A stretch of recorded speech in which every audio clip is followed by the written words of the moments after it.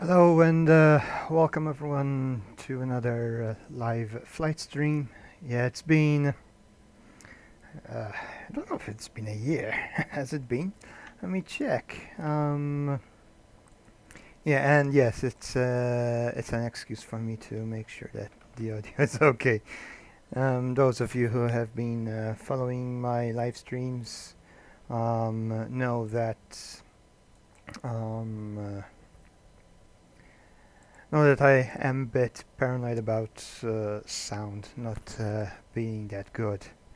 So yeah, and that confirms that sound is okay. So yeah, when was my last fight stream? Oh, 5 months ago. Yeah, I thought it was a year. It felt like a year. Um, but yeah. Anyway, welcome to Aruba. We are in the Caribbean, and yes, the title says, going to be continuing my Caribbean tour. Uh, currently, I'm at leg 21, almost halfway, considering that I have 51 legs in total. So, yeah, maybe today I might complete. Let's see. Yeah, I don't know. This looks like a very short flight. I don't know. I will need to check about it. But there's a probability that I might be able to complete 3 flights today. So yeah, we'll see. We'll see about that. Now onto VATSIM map, because we have uh, ATC available, and I want to make sure. Yeah, yeah, we don't actually have actual. Okay, there's Montego Bay. Okay, that's where we are. And today, yeah, it's a bit slow today. So, let's see labels. So, today we're going to be flying from Aruba to Bonaire, and yeah, no idea, no idea on this map. Sorry, I'm not familiar with the Caribbean.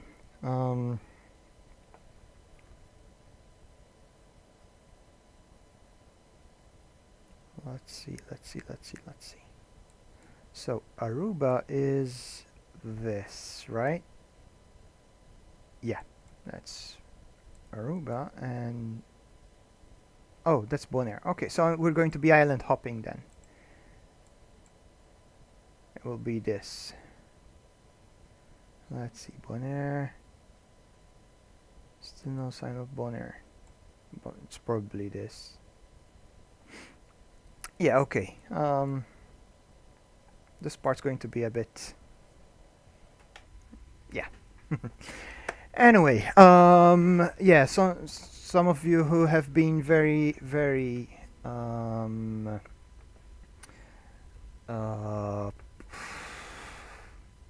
you know, have been very aware of the details. Know that I have done a bit of offline flying to get to this point, because last time I was way back on the South American mainland. Excuse me. Anyway, oh, nice Aruba Islands there. Okay, so without further ado, let's start up this baby and get on our way. So, batteries on, generator on, rotating beacon lights on. Let's open up fuel pumps.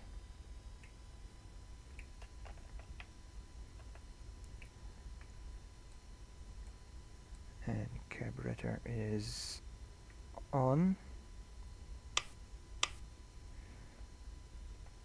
Are avionics on? Avionics on. Okay, 122.8.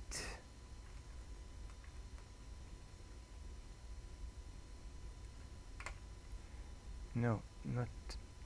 Yeah, okay. 122.8 set. So we should be. Yeah. Unicom comms check.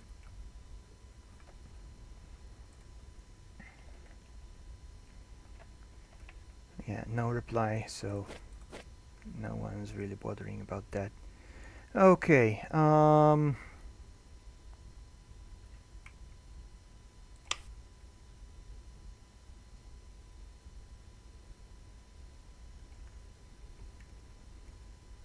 Unicom comms check.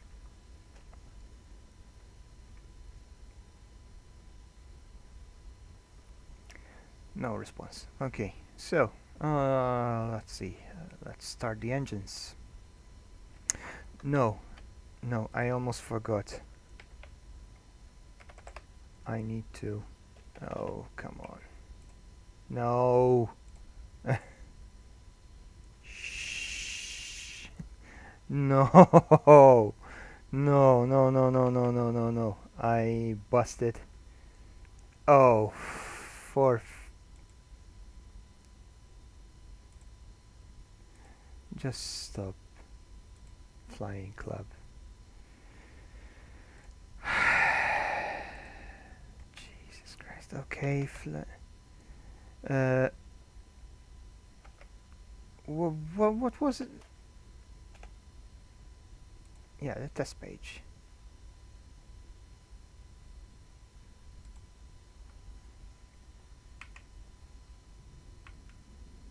One to 2.8 is unactive. Okay, that's that's sorted. Okay, so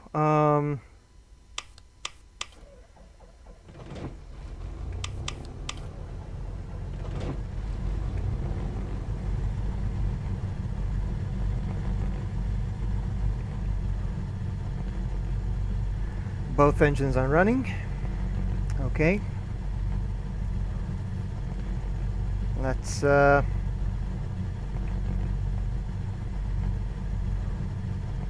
position lights. Okay, let's set up our destination. So we're going to be direct to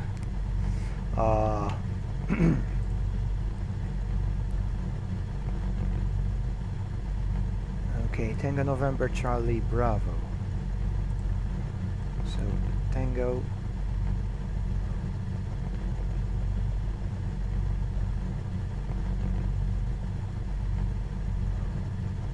next one November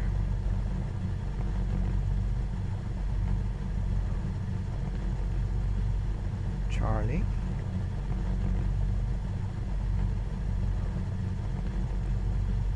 and Bravo. There we go.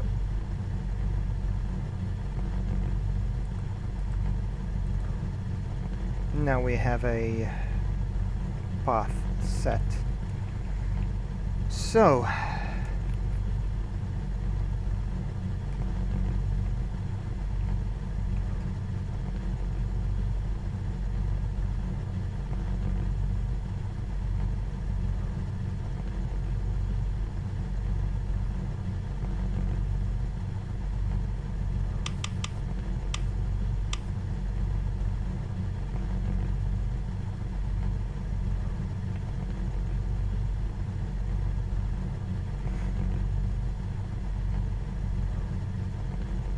all set. Cabin lights not needed, although I will do the instrument lights.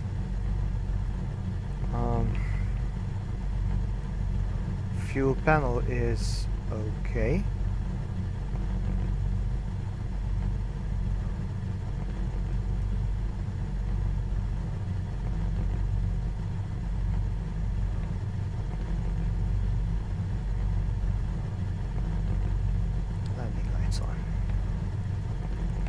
Well, since we don't have ground control over at this airfield, I'll be, well, airfield, it's actually an airport. I'm going to be always assuming clearance. It's the same thing for landing, unless of course nothing else pops up. So yeah, I guess I should actually 122.0. I should check the weather report. Well, the ATIS. Tango, November, Charlie, Alpha, airport information, Golf 1300, Zulu, weather, wind 112 at 18, visibility 10,000, sky condition, few clouds at 1,800, temperature 29er, dew point 24, QNH 1012, advise on initial contact, you have information, Golf.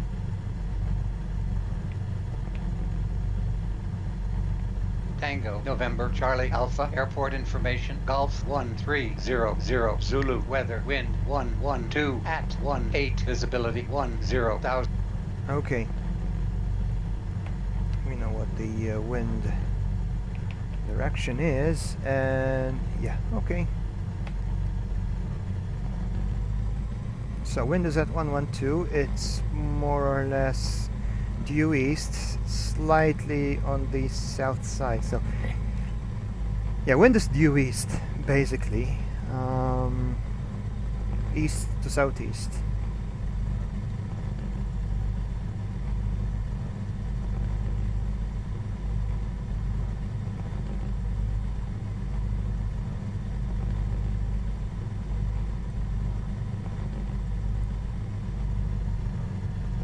So we're going to be taking off headed due east, right into the wind. It's important when you're doing a takeoff as well as a landing. You need wind to be coming in your direction. It helps the aircraft remain stable, and it also gives you extra lift. But it's actually stable because you're getting extra lift. So we're going to be taxiing to the right.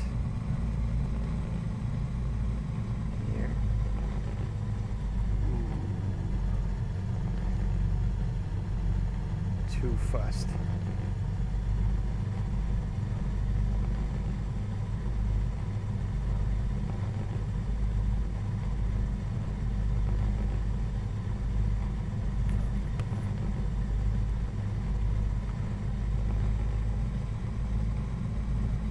And we've got an aircraft incoming, in fact. See it right there.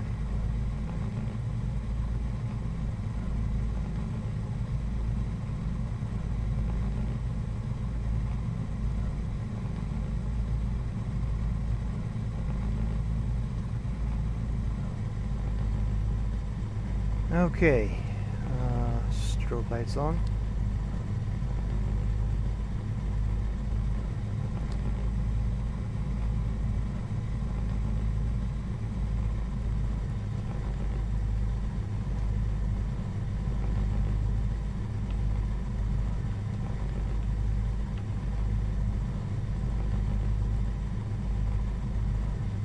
Yeah, it's just simulated traffic.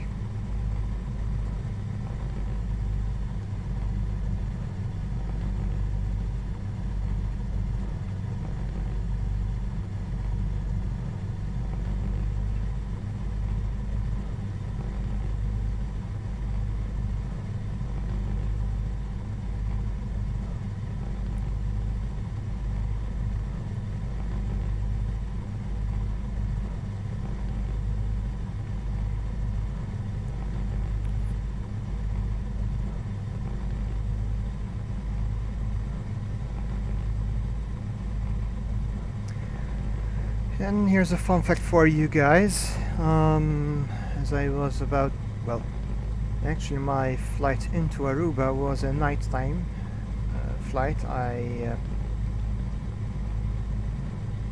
Savianca there. When I departed, it was sunset. Arrived here shortly after sunset. You know, it was basically dark, so it was so far my only nighttime flight of the entire tour.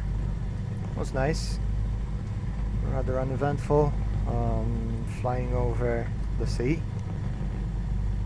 more sea and nothing but sea. So yeah. Anyway, we're taking the long way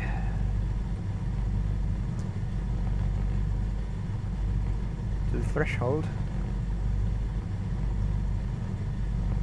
which also allows the air to settle after that guy's landing.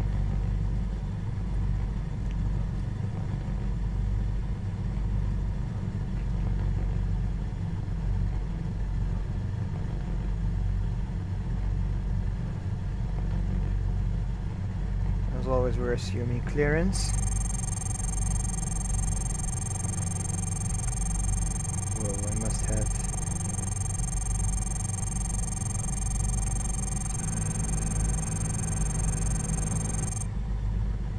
Oh. I accidentally hit the landing gear button, which I wasn't aware I had on my throttle.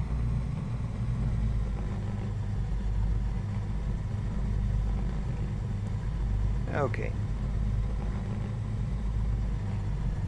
Let's line up and take off.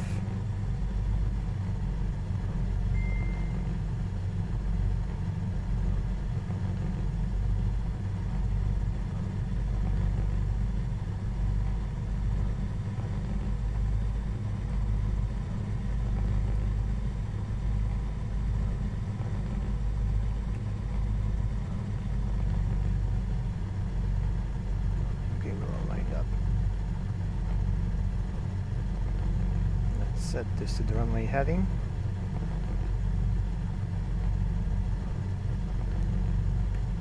We're on. Lights are okay. Yep, happy with the configuration. Let's roll.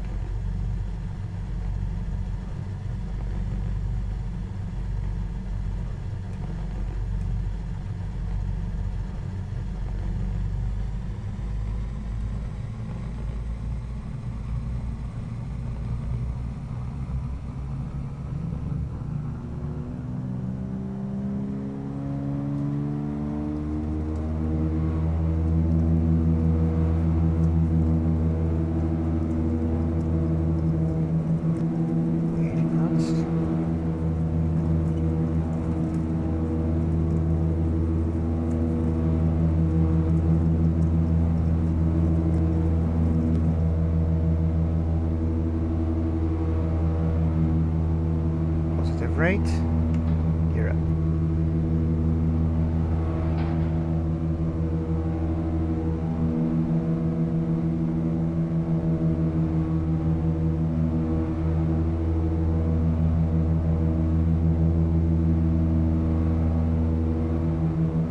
And as it happens, we are right on our flight path.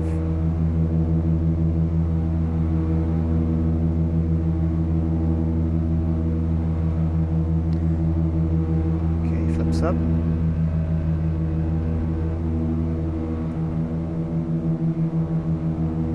and let's lock the gear.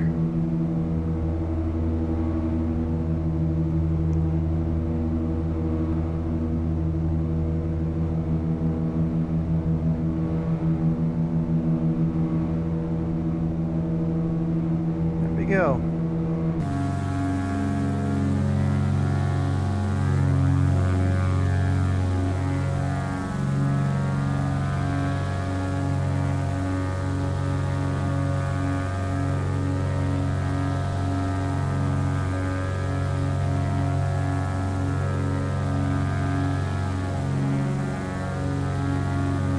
Just left Aruba, and well, it's possible that I might never come back. Yeah. Not looking forward to making any other Caribbean tours, that's for sure. I'll be happy to be landing here, you know, on a one-off flight every now and then. But yeah, that will be it.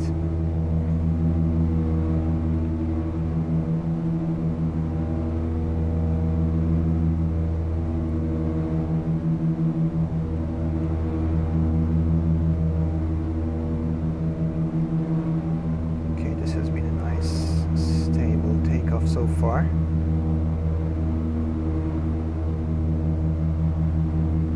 Possibly one of the nicest I've had in the store.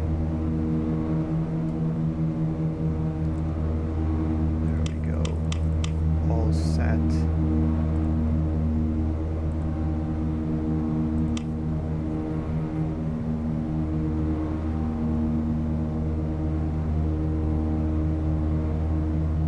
I'm going to be cruising at 3,000 feet.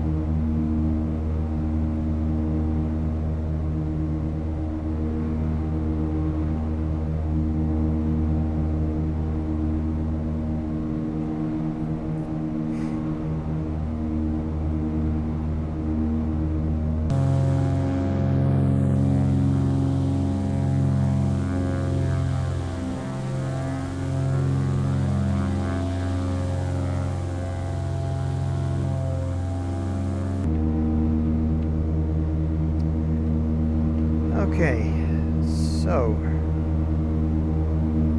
that's us headed towards Bonaire.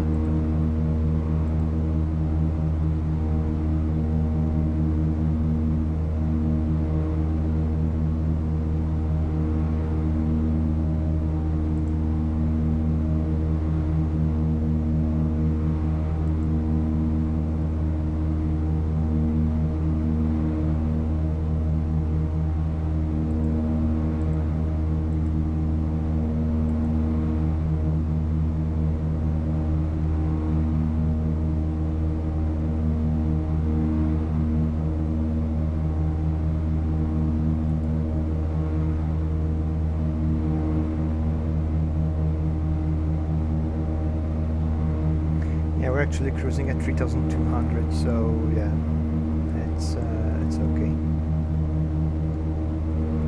Time to turn off the landing lights.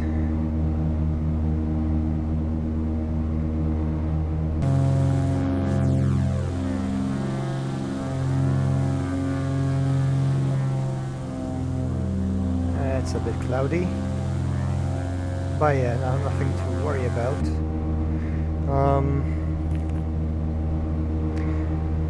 Personally, over here at Malta, we've had last 3 days, well, it's actually been a whole week of rain, but the last 3 days were quite particular. We had a, well, they're calling it a Mediterranean hurricane. It just went past us, but it hit Sicily. Those guys have really taken the brunt of it. And yeah, my heart goes out to my fellow Sicilians. But yeah, it's been a bit stormy lately. So yeah, winter is coming. Okay.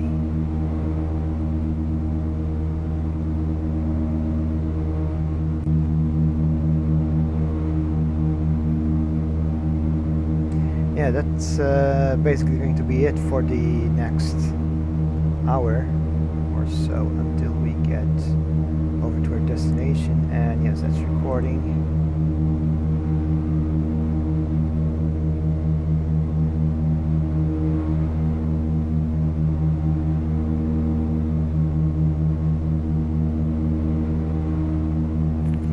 Right.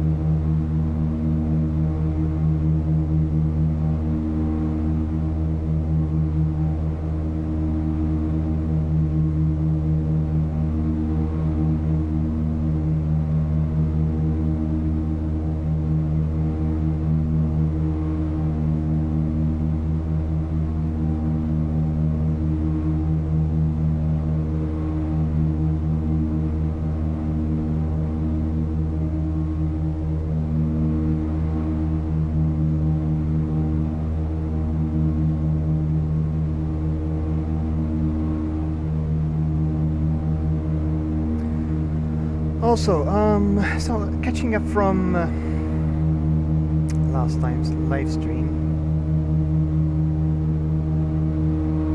Yeah, this is well, if anyone's been watching, yeah, they've seen me go through the clouds, which I must be flying through. Yeah, I mean, this is very disorienting. Looking here, I feel like I'm on an incline. But then I watch the gauge here, the artificial horizon, and yeah, I'm flying straight.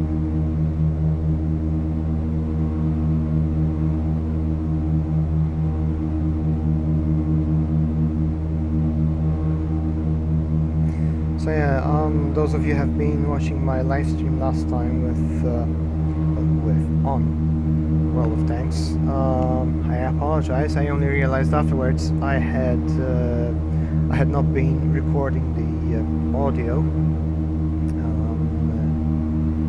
for that live stream. It happened also last time I started streaming World of Tanks. I need to get used to having all the settings set properly for it. So you see, it's incidents like these that make me even more paranoid about sound not being streamed properly. So yeah.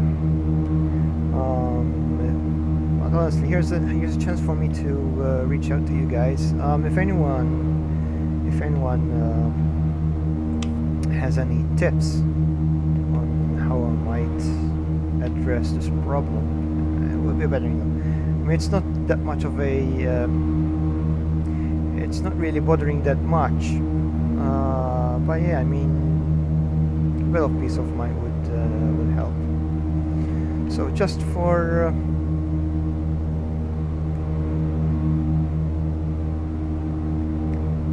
for the fun of it, let's just tune into one of those frequencies. Let's eavesdrop a bit. I should be monitoring the current frequency, which is Unicom, but yeah, it's too quiet. So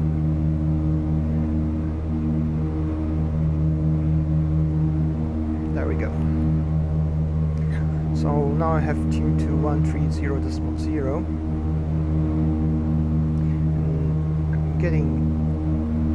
That's New York, right? It's a bit strange how I'm getting New York when I've got. Oh, those are just. Yeah, I've got these controls. I don't know.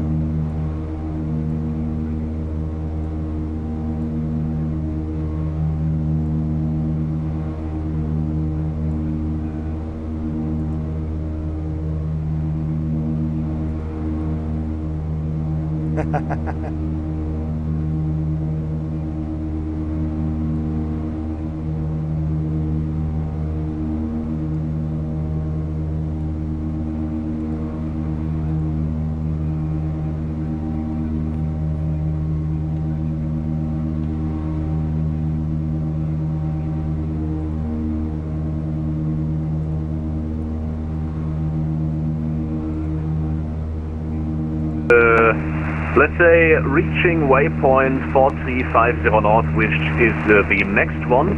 This is 1427 Zulu. Roger. All right, approved and report back. Roger, Wilco. Thank you very much.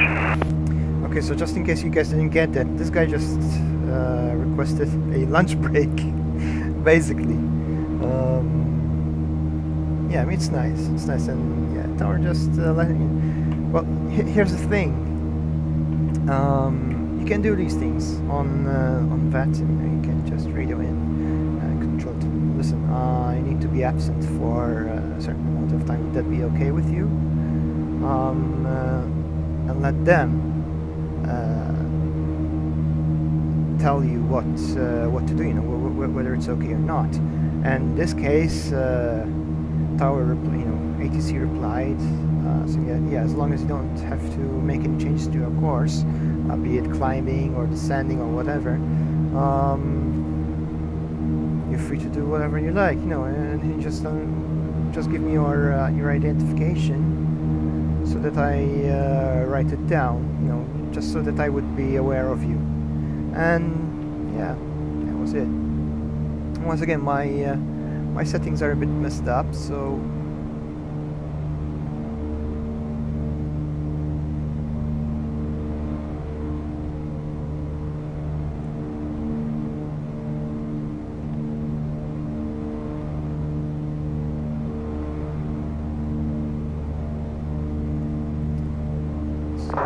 as a result I didn't get to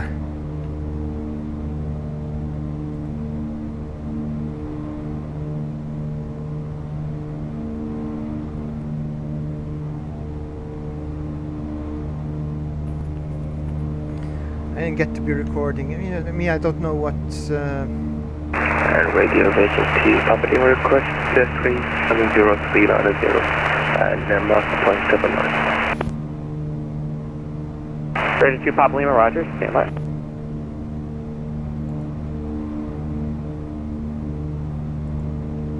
T Papa Lima, you said level 370 or level 390? Do you have a preference? We can take both, it's up to you. Roger.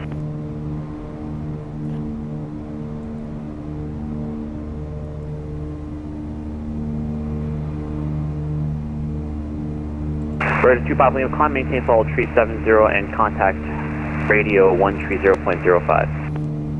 130.05 and 370, looking to Papa Lima.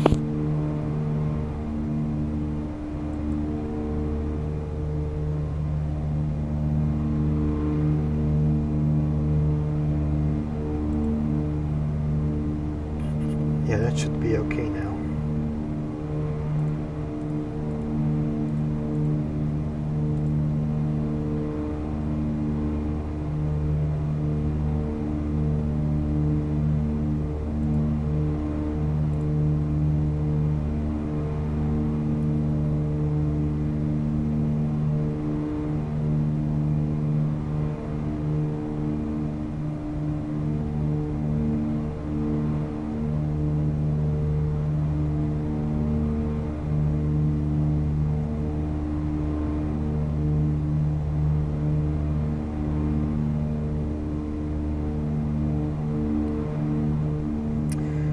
Right.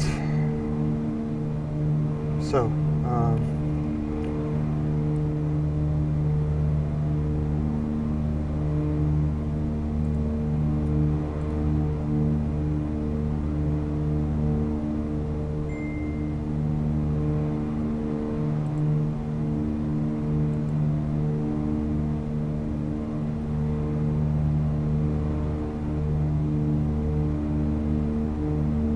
yeah, it should be okay.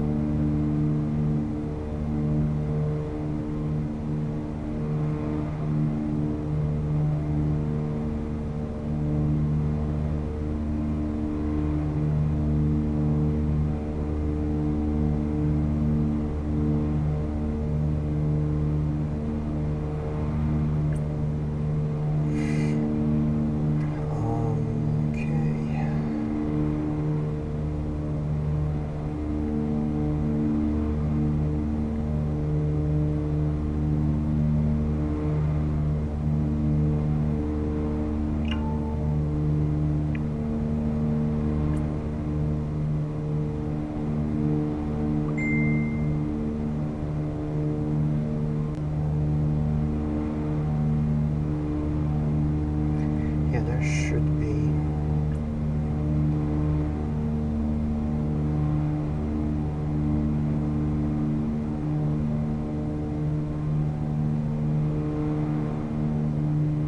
Basically just doing a bit of shares. Okay.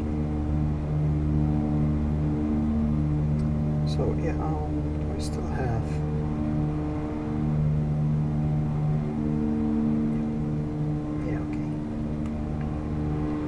Right.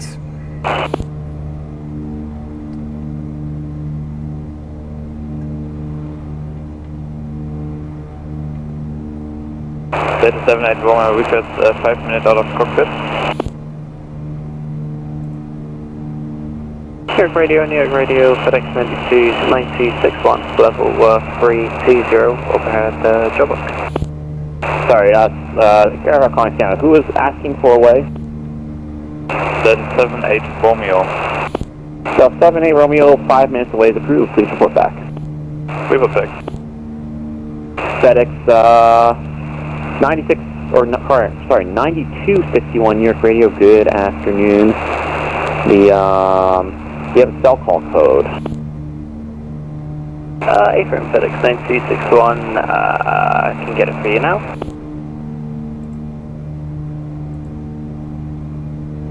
And FedEx 9261, it's Quebec, Romeo, Delta, Juliet. Roger, stand by for cell call check.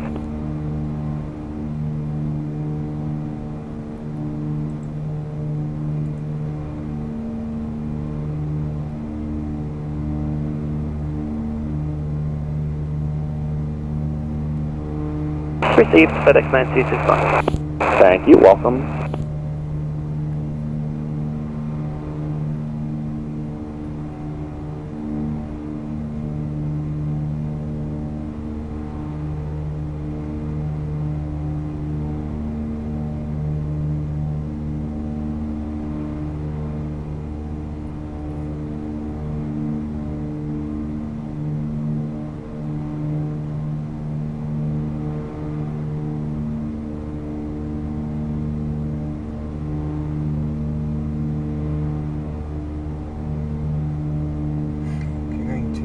Altitude a bit.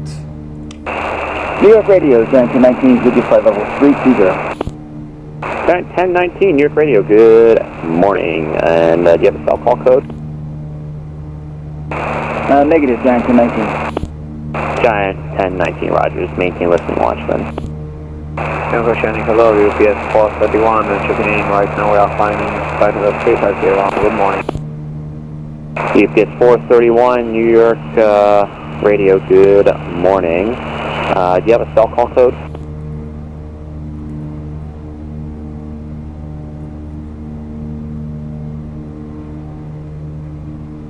New York Radio, American 4588, flight level 250, entry point Vega. American 4588, New York Radio, good morning. Maintain Mach 183, climb, maintain level 350, and do you have a cell call code? Okay, maintain point 83, and we're at 350, cell code. Cal code's going to be Echo Foxtrot Alpha Golf. Maintain 4588. Roger, stand by for cell call check.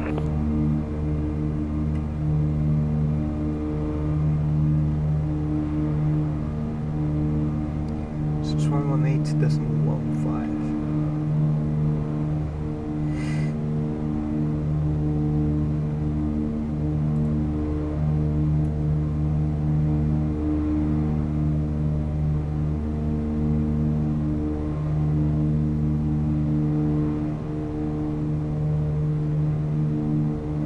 It's rather silent, but yeah, it's best if we monitor that frequency, which is for Sound 1. It's not our section, it's not our region, but yeah, it's the nearest at this point.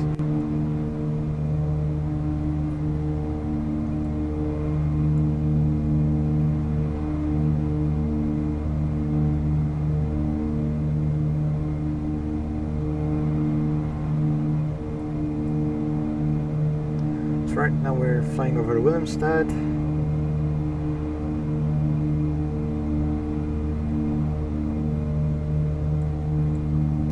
So next flight is going to take us from Bonaire to Lower Chile.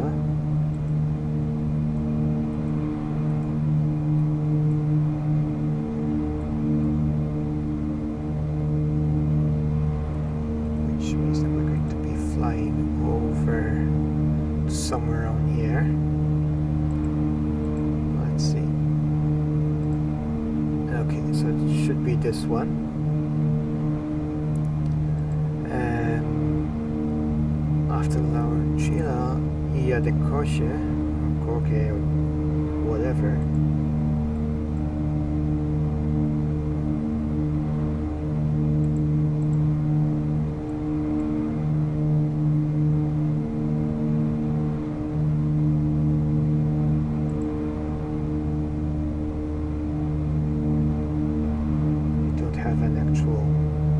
I don't have information about this one. And then to Guiria. Guiria is... I don't have any information about that. Huh. Oh, okay. Ia de Coche. So 1, 2, and 3, okay. And this should be Guiria. Yeah, Guiria.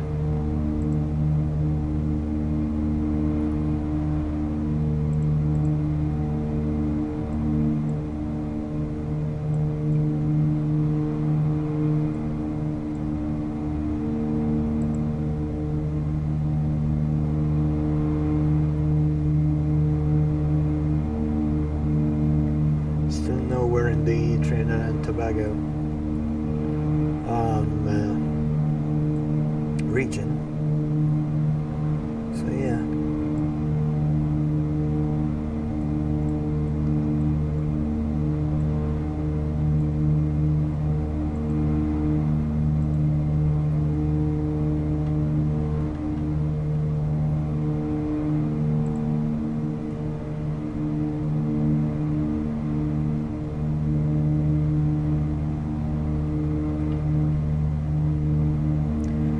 We shall soon be landing.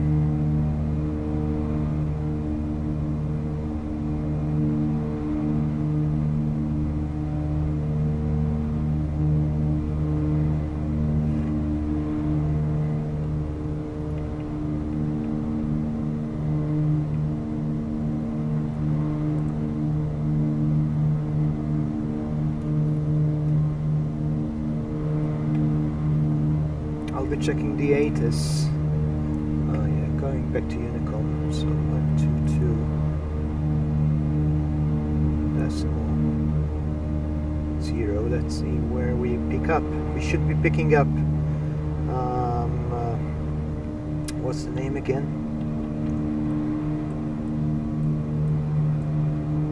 Yeah, Willemstad. We should be picking up Willemstad ATIS. We'll see. Is for Bonaire. So let's see. Tango, November, Charlie, Charlie, airport information, Juliet 1300, Zulu, weather, wind. Yeah, in fact it's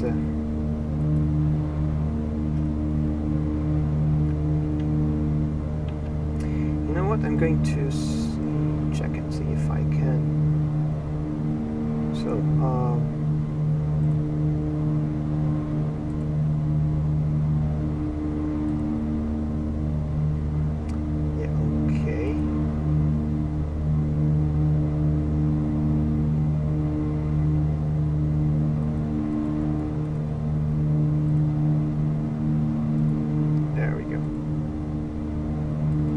should be better. So if I do this, Tango, November, Charlie, Charlie, airport information, Kilo 1300, Zulu, weather, wind 112 at 14, visibility 10,000, sky condition 1900, scattered temperature 29, dew point 24, QNH 1012, advice on initial contact, you have information, Kilo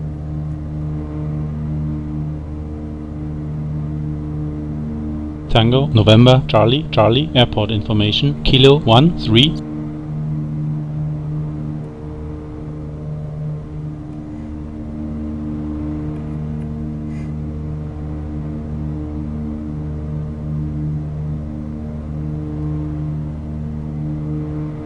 So back to monitoring silent Unicom.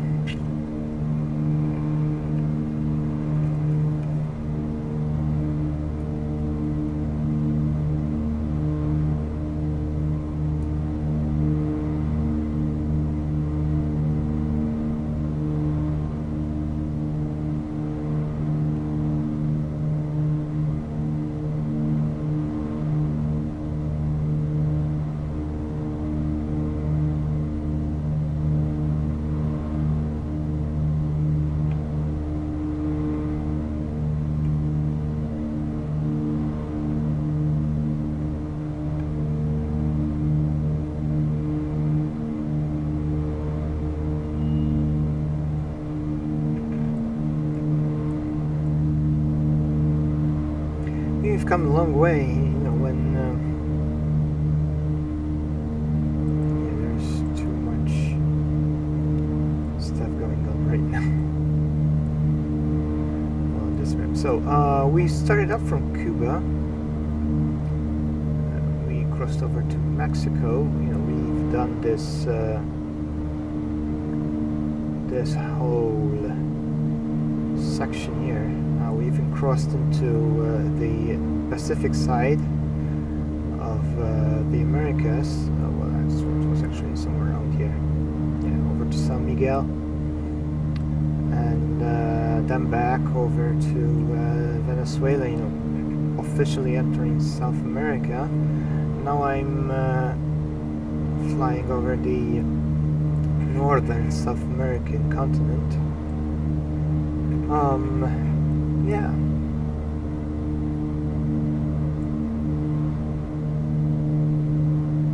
It's been quite a tour already. Now I need to be flying over like so, you know, making our way over to Trinidad and Tobago, and then it will be over back towards Cuba. Once I finish this tour, and this time I really hope. I was supposed to finish this tour last year.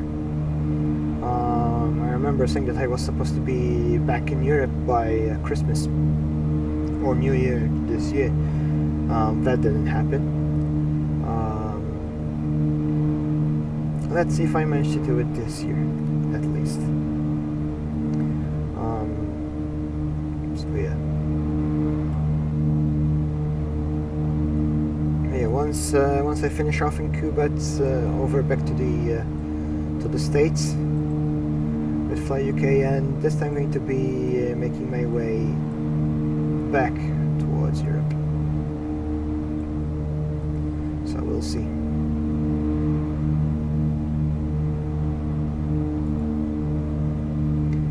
Right. That's the island where I'm supposed to be landing, and now I'm thirsty.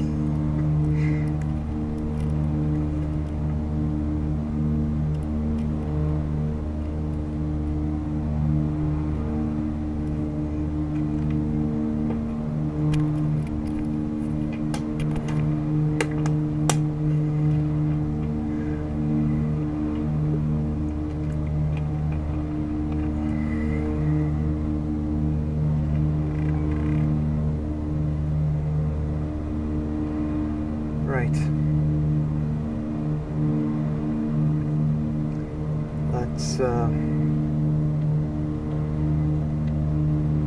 Let's start slowly setting up for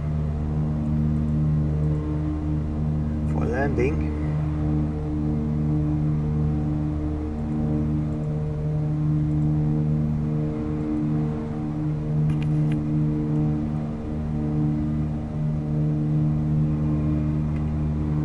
Tango, November, Charlie, Charlie, airport information, Mike 1300, Zulu. We need to cross this line here in order to get the reading for Bonaire.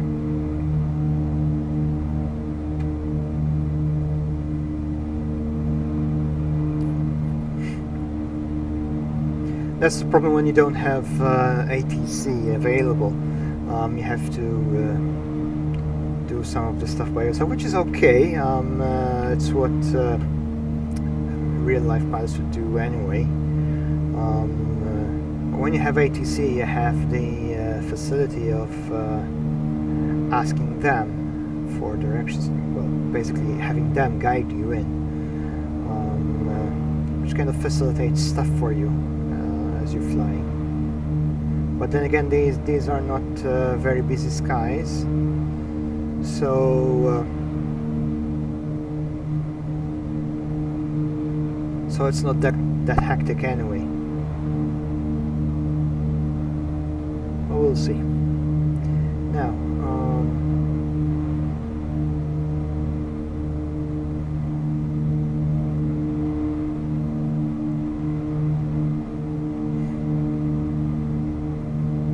some of you may notice I'm still flying with P3D. Well, I'm still using P3D, which is a good simulator. Of course, there's an MSFS now, and I have been eyeing that for some time. I will keep holding off for now, however, mostly because of the Caribbean tour, but that's not really it. Because I could easily switch to MSFS and enjoy an even better rendered Caribbean. The reason why I'm holding off for now is because I still want the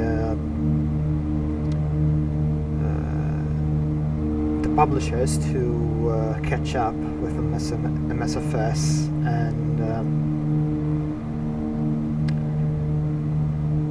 and roll out, not unroll,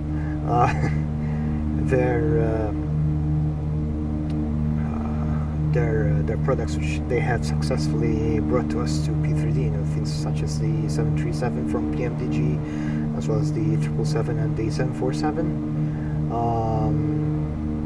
I'm awaiting Aeros. I hope that Aerosoft actually does produce the Airbus family. I know that there's a good rendition of it from Asobo, which is the publishing house that gave us MSFS. But I've heard that it's not as just basically hearsay. I need to do my own homework, of course, but unless I'm mistaken, it's not up to the same quality that Aerosoft has had for all these years. If that's the case, then well, I guess I did well holding off. But yeah, you get the picture. Basically, I want those add-ons to be available for MSFS, so that once I transition to it, it would be a full transition. You know, I don't want to be transitioning to MSFS for particular flights and then hopping back to a P3D. You know, I don't like to do that. I like to stick with one platform. So yeah, okay. And now we should be getting readings for Bonaire. Tango, November, Charlie, Bravo, airport information, November 1255, Zulu, weather, wind 103 at 15, visibility 10,000, sky condition 1800, scattered 2200, scattered, ceiling 2600, broken, temperature 29er, dew point 24, QNH 1012, advise on initial contact, you have information, November. Okay, looks like we can make a straight Tango, approach.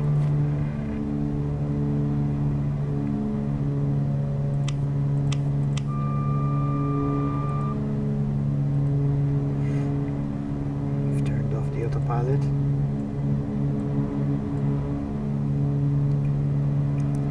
Landing lights on.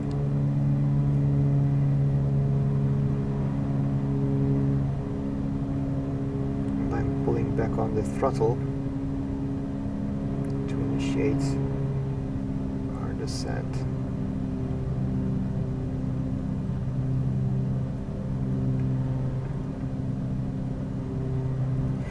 There's the runway.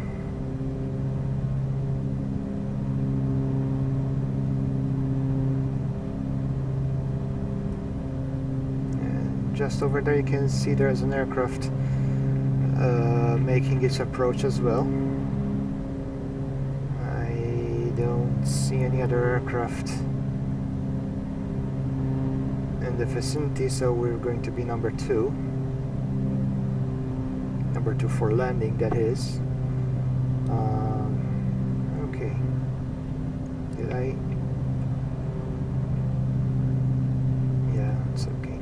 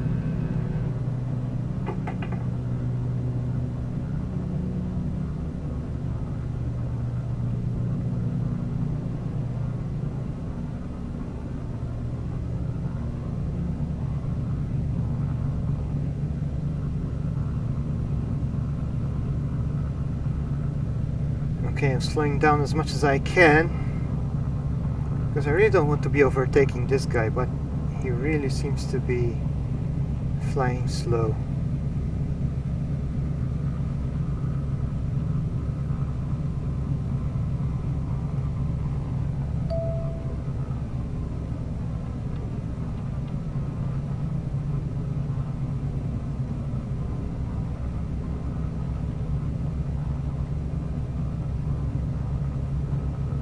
Okay.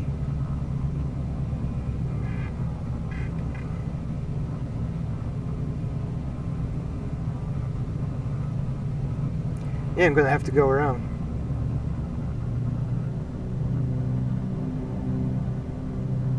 This guy is almost hovering. Come on, dude.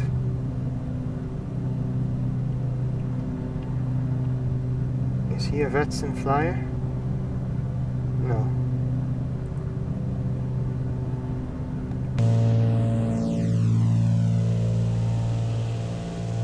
There he is, just...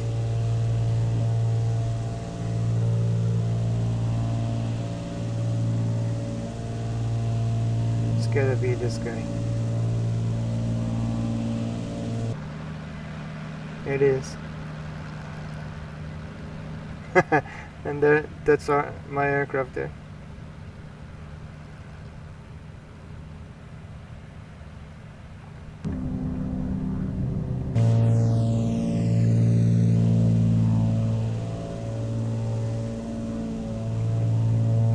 Yeah, okay, so what I'm going to do is I'm going to do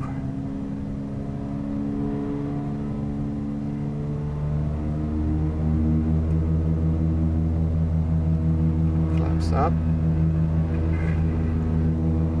I'm going to do a sort of fly past. That guy is too damn slow.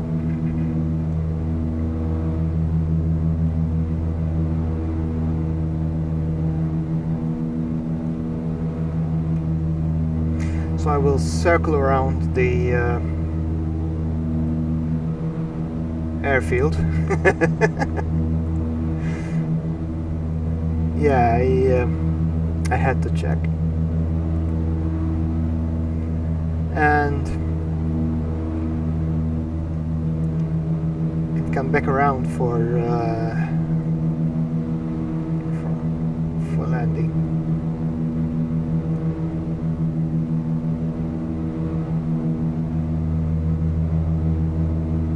Keeping the runway to my right. As soon as we hit the threshold, I will start circling around. There we go, we are parallel, and let's start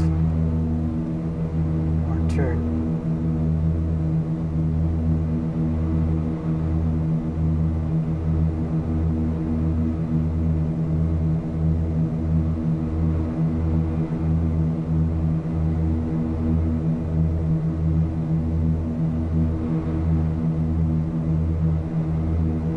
He is on final.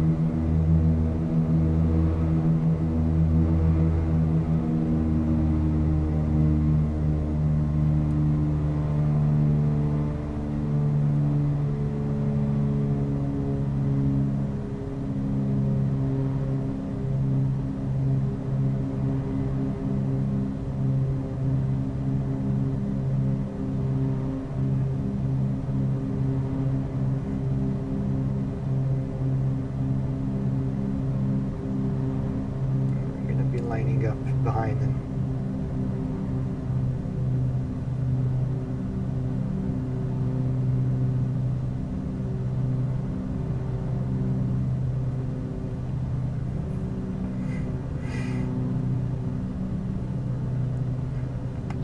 Flaps.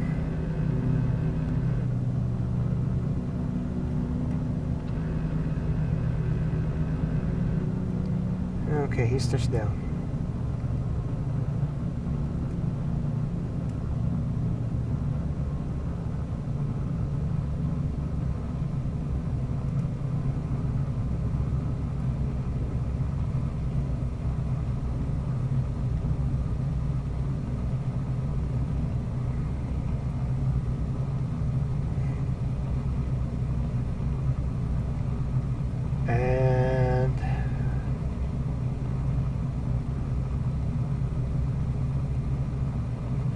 Stern.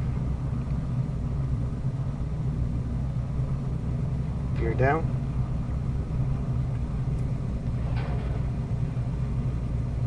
Three green.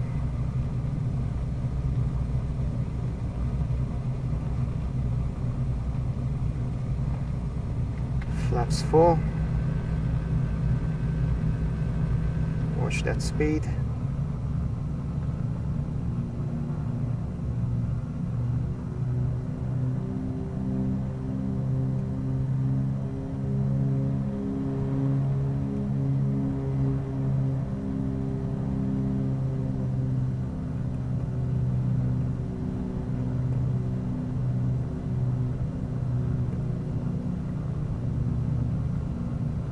We're gonna be coming in hot this time.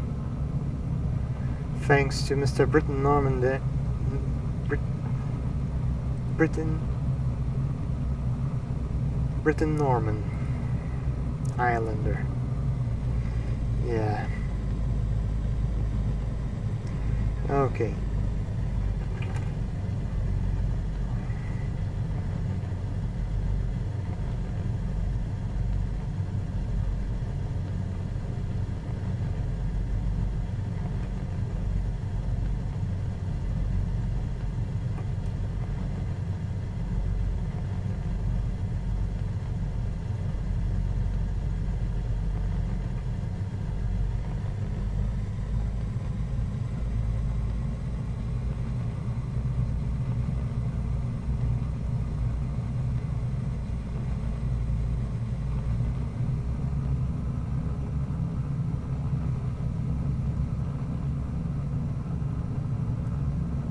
Got a bit of wind gusting.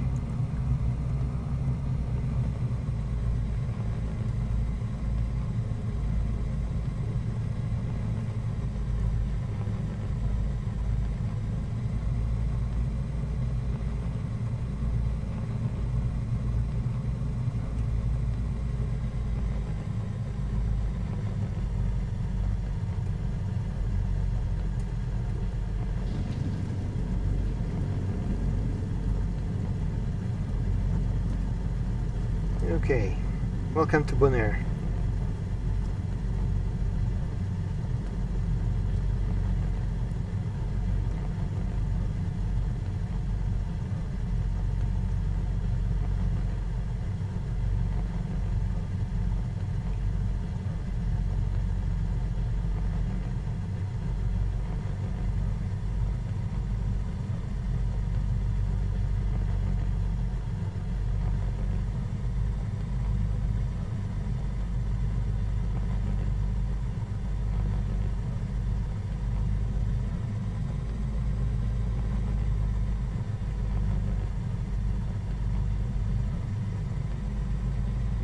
Flaps up.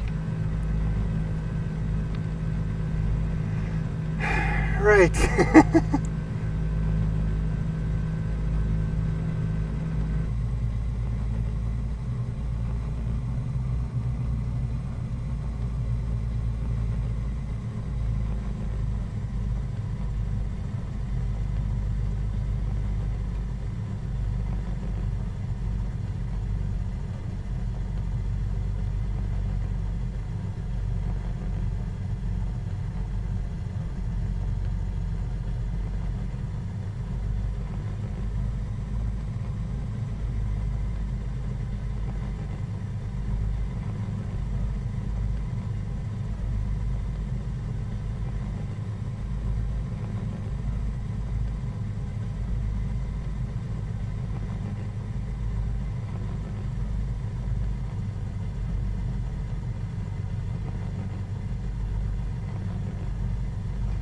Okay, all of a sudden this place is bright.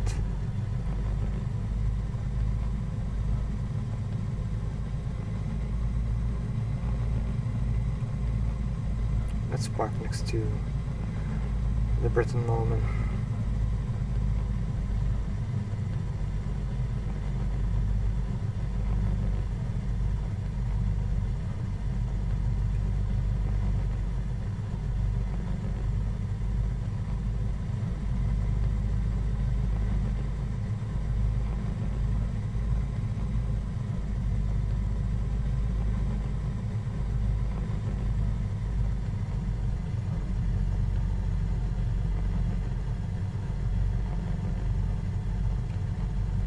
we go. Whew. Right, we're in. Parking brake on. Strobes off, landing lights off.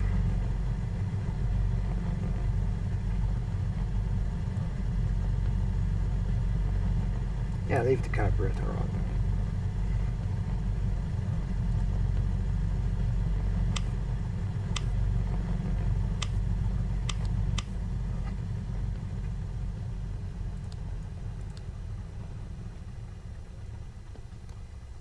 Avionics off. And the batteries off as well. Right, so,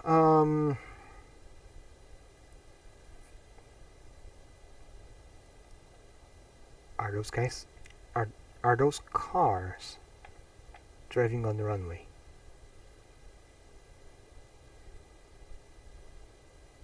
Yes, they are. Seems to be a recurring theme. I mean,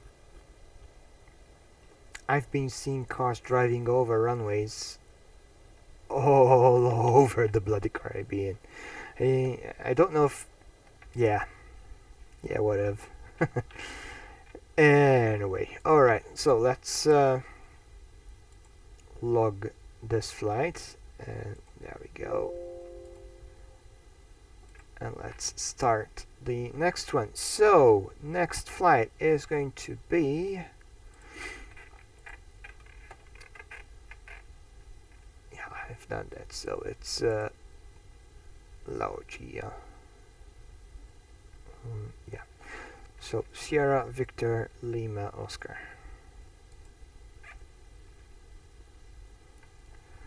Let's...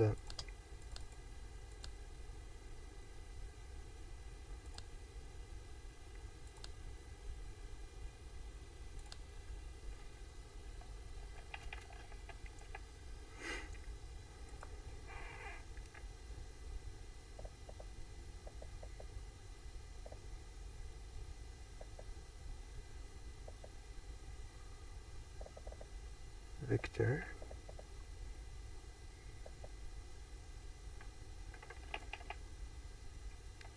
There, that's better.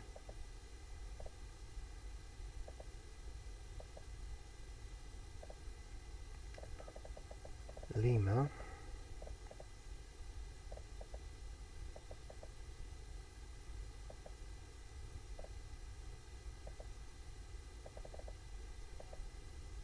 Laugia, there we go.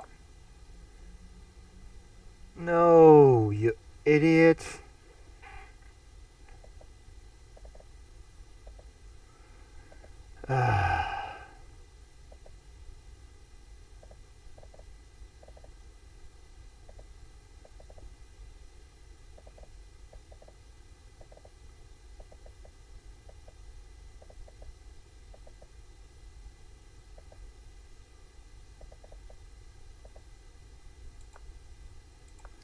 Yeah, okay, why are you doing this?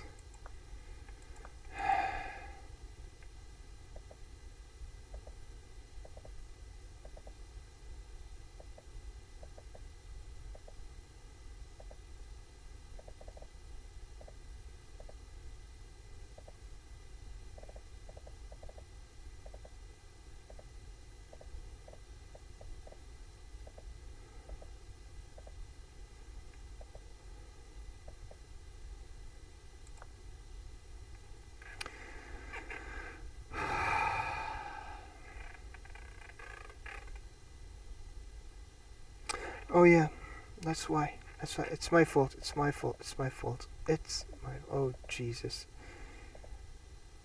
Yeah. Yeah. I've been pressing the wrong button. It's doing what it's supposed to. I'm the one who's messing up. There.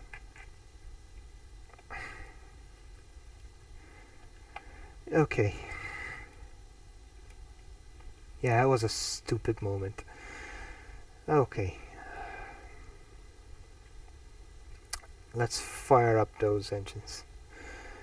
We are tracking, right? We are. Okay, so let's...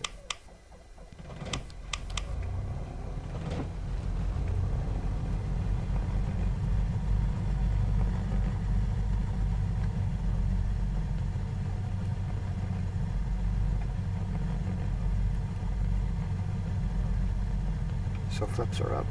Flaps in first position.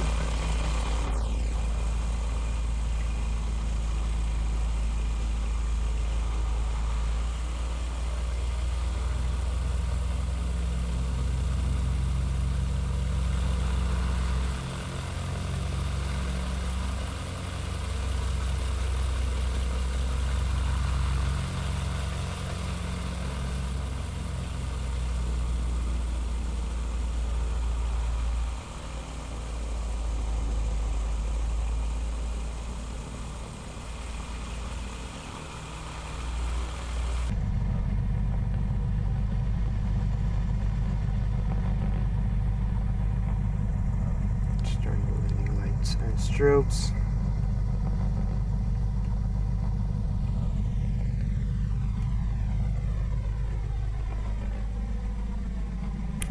Yes, that was really really stupid of me. Okay. Okay.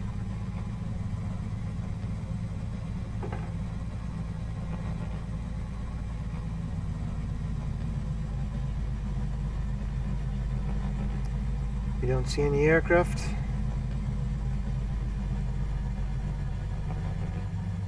So I'm going to assume clearance. Let's head over to runway. Clear left, clear right.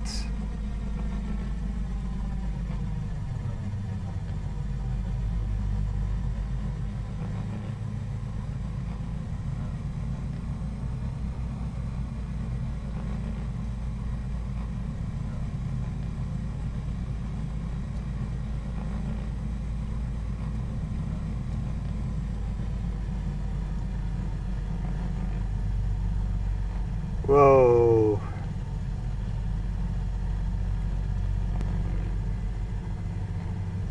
Yeah, I should be on the middle line.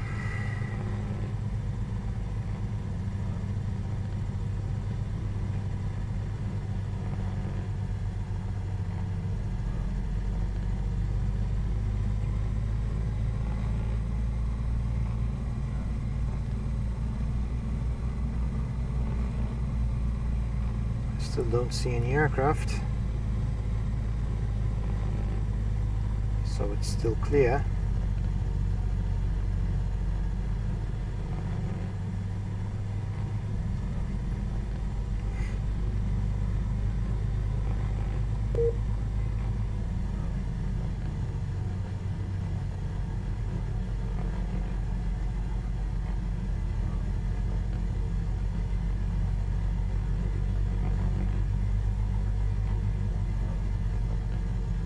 I've got a prompt, let's see.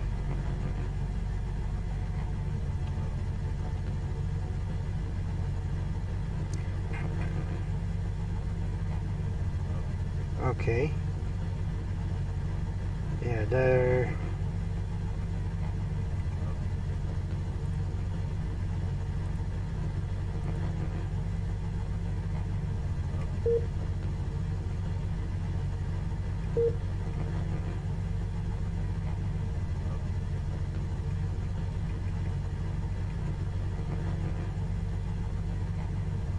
Apparently there's a bit of a fault. Yeah, but it's okay. Let's okay, so we're lined up, lights on. Happy with the configuration. Let's roll.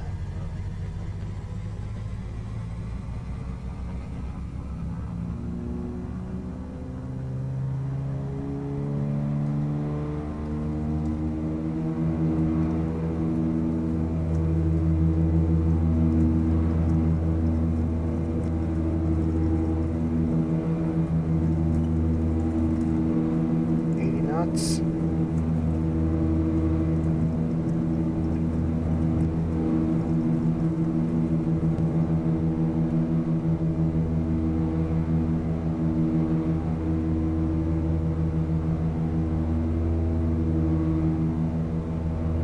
Positive rates.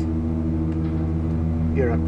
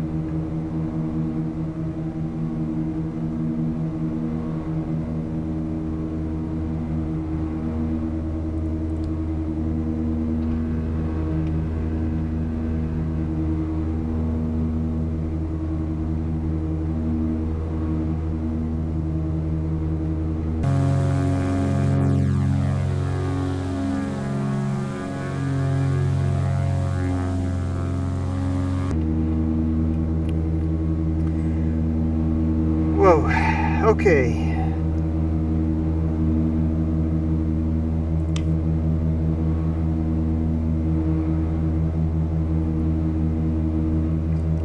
Let's rise to 3,000 feet. I want 3,000 feet exact.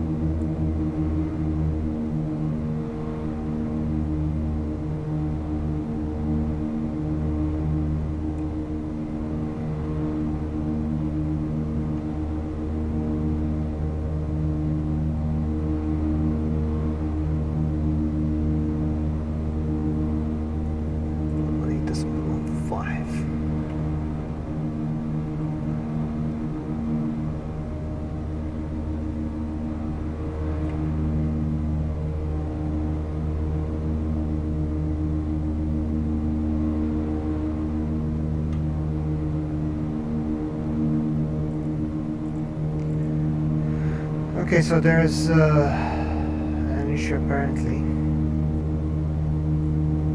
We have someone. Right, so we are off to Laorchia.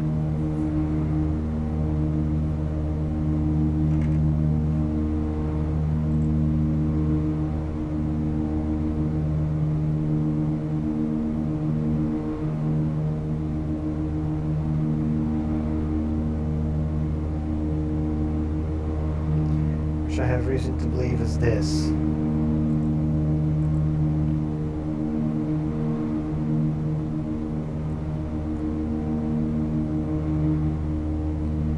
Indeed it is. So if wind direction is the same over there,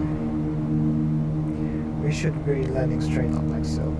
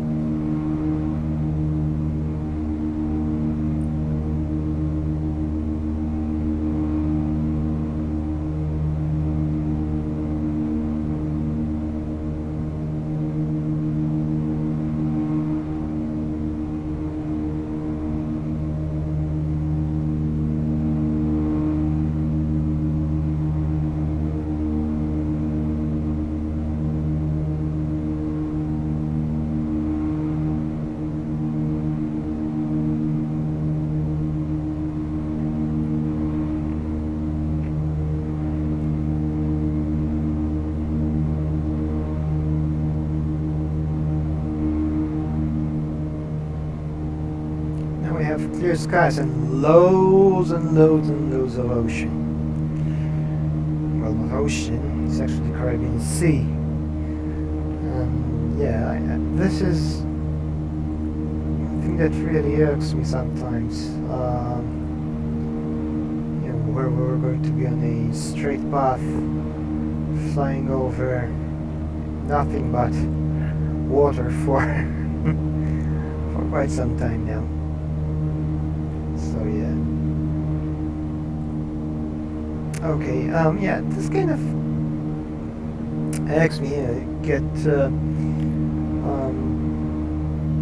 people who, I mean, okay, yes, at the end of the day, it's a distinction that we do, you know, we humans do, because for all that I know, the universe couldn't care less if a body of water is an ocean or a sea or a lake or a river or whatever.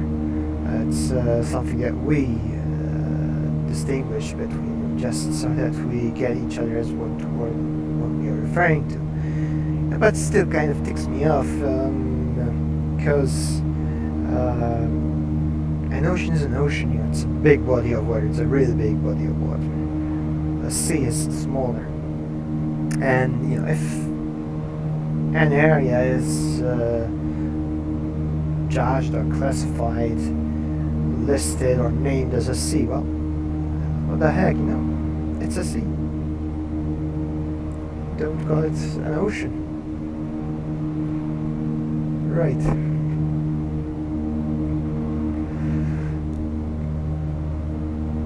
Now this would be one of those moments where I would really enjoy reading a book midway through, you know, as I cruise along, but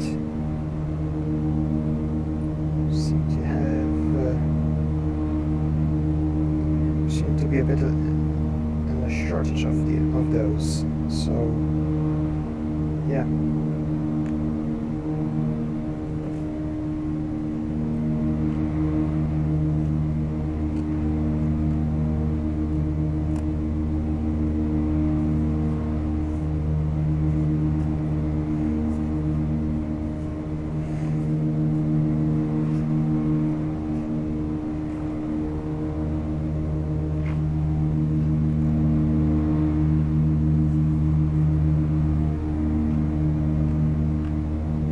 Have this notebook here. All the flights I've done so far, ever since I started using it, of course.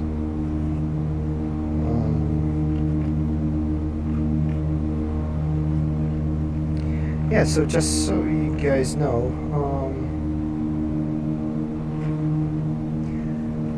more or less what it looks like. Okay, don't know if it's clearly visible. Actually, I'm gonna check. I can spy. Oh wow, it's out of focus.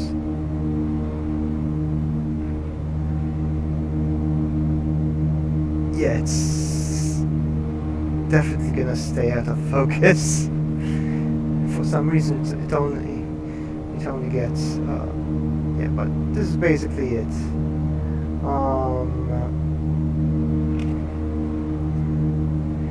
Alright, all the information related to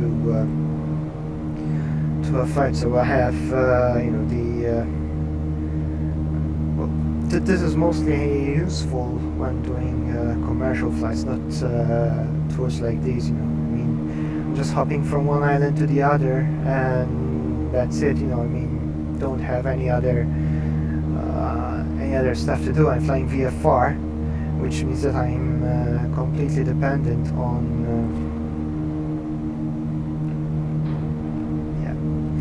I'm completely dependent on what I'm seeing around me, rather than what I'm being instructed by ATC.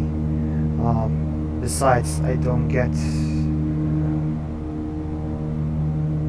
think I ever got ATC coverage during this tour, actually.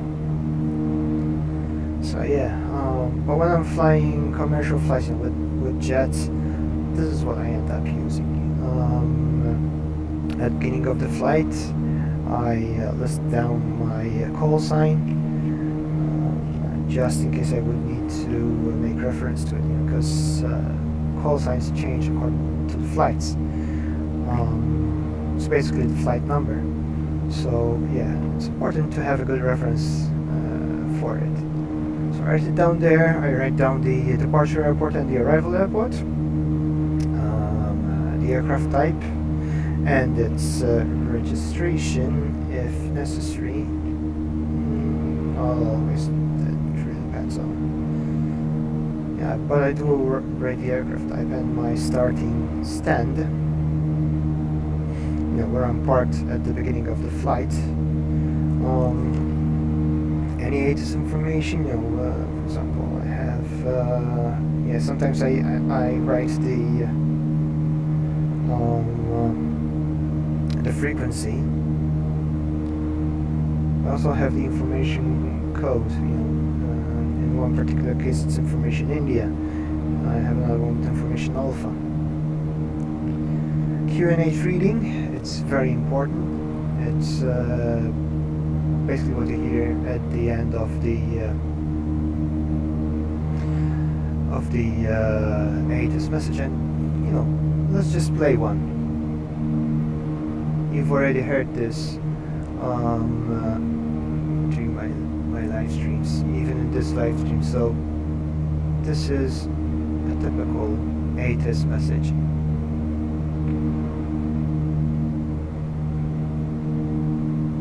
Just finding the frequency. There. 122.0. Tango November Charlie Bravo Airport Information Quebec 13. So you heard that first part, Tango November Charlie Bravo, TNCB. So that's basically the airport identification. It's basically the airport we just departed, and it starts immediately with the information code, information Quebec. That's, you know, that's because this message is repeated. It's an automated message that you will hear every time you tune in, and excuse me, I got thirsty. It's repeated, and this message gets updated every so often, quarter of an hour or so, and with each update the code changes.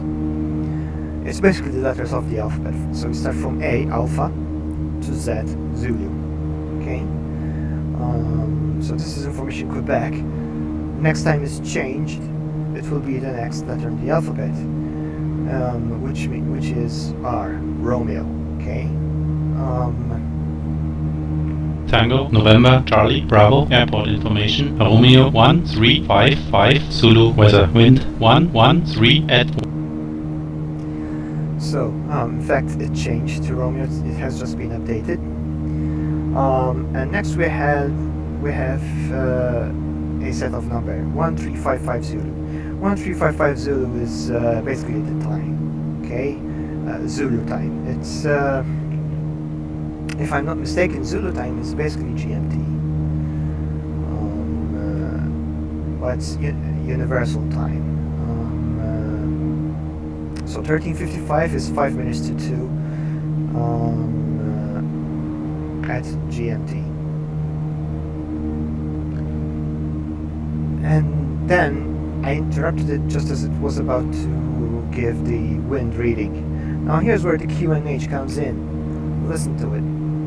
Tango, November, Charlie, Bravo, airport information, Tango, 1355, Zulu, weather, wind, 113, at 14, visibility, 10,000. So again, we got the wind and the visibility readings. So wind is 113, that's the wind direction. Okay, and if I recall correct, it was wind 113 at 10, so it's coming from 113. It's basically more or less coming from the direction we're flying in, straight ahead, coming at us, at a strength of about 10 knots. Visibility is 1,000th, if that was correct. So we have a radius of 1,000 feet around us of clear visibility. Anything beyond that will not be that well visible or not visible at all, due to clouds, fog, or whatever.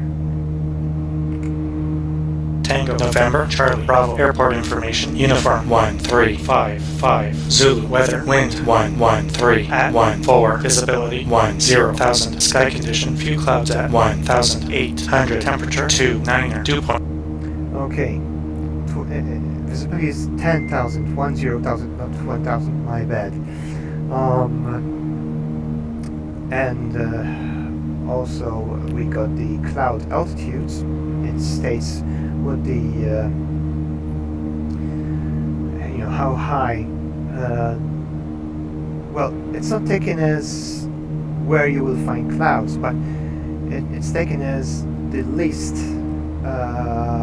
altitude at which you will be encountering clouds. Okay, so you will, if cloud altitude is 1,000, as soon as you hit 1,000 feet, that's where you will be finding clouds. Now those clouds might persist till 1,500 feet or 2,000 feet, depends of course on the type of clouds. More if it's very stormy clouds.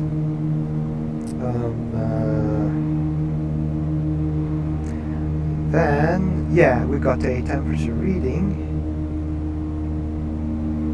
Tango, November, Charlie, Bravo, airport information, Victor 1355, Zulu, weather, wind 113 at 14, visibility 10,000, sky condition, few clouds at 1,800, temperature 29, dew point 24, Tango, November, Charlie, Bravo, airport information, Victor 1. Okay, it didn't give me the QNH reading though. So, few clouds at 1,800. Temperature 28 and dew point 24. That's basically 28 degrees of temperature with the dew point being 24 degrees Celsius. Basically, if temperature hits 24 degrees Celsius, you will get mist. And then it just started reading the message. But let's wait for the QNH reading.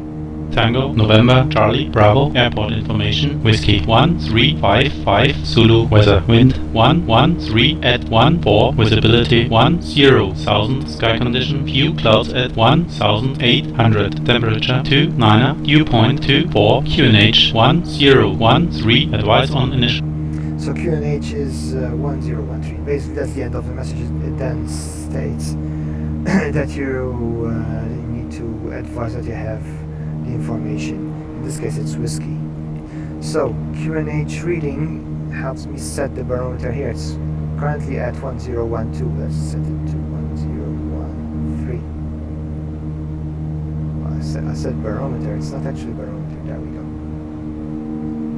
And you see that the aircraft is now adjusting its height because it's set to be to the nearest 100 feet. In this case, it's going to set itself at 3,000 feet of altitude. This is the millibar reading, and this is the inches. Okay, it's 2979. Yeah, 2979. So basically, every ATC has this. Well, at least most ATC have this automated message that gives you the weather reading on radio on demand. It gives you all that you need to know in order to have your aircraft set for that flight. Weather is very, very, very important when it comes to flying. Wind direction, which, as I stated earlier, it's very important to have coming straight at you, so that you have a very stable landing and takeoff. But more importantly, you get the most important thing in flight: lift. Lift, which you need both during takeoff and landing, although in different amounts. When you're taking off, you need as much lift as you can get. When you're landing, although you want to reduce lift, you still want enough so that you don't come slamming down onto the ground. You don't want to have that, so you need to have enough lift to allow you to make a good landing. Temperature is important. It lets you know basically whether or not you need to make provisions for those temperatures. If you get very cold temperatures, you know that you need to be turning on things such as pitot heat tubes and any anti-ice systems that you may have on the aircraft.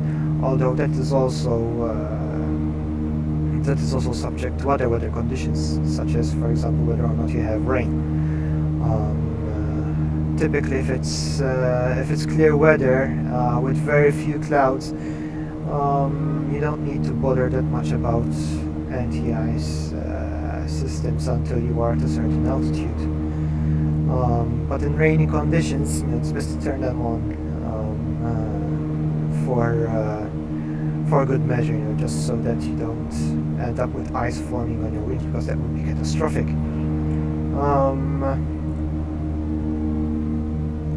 Visibility, it's important. I mean, if you're flying VFR, it's crucial that you know how much visibility you have. 10,000 feet of 10,000 feet all around me is perfect VFR conditions.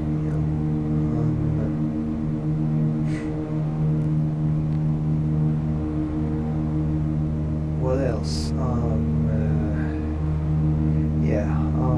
And then, of course, the last part, QNH. QNH, it's the setting that you need to have for your altimeter. One would be tempted to say, well, isn't that universal? Not really. Not really. The altimeter as an aircraft are very sensitive to air pressure. Now, air pressure outside changes all over the world. It changes from one place to the next, and those changes in air pressure is what causes things such as clouds to form. It's what causes winds, to a certain extent, of course. It's what causes storms. So you're going to be flying through a zone with a certain air pressure, and then you're going to cross into another zone with a different air pressure, and because your aircraft would be tuned to a certain air pressure setting, you'll be flying at an altitude that may not necessarily be the same in the next zone. So if you have a high pressure here and a low pressure here, okay, and you're tuned to fly at a certain altitude, okay, once you cross into the low pressure area, the aircraft is going to start losing altitude, so that it goes to no, I think it will actually start gaining altitude.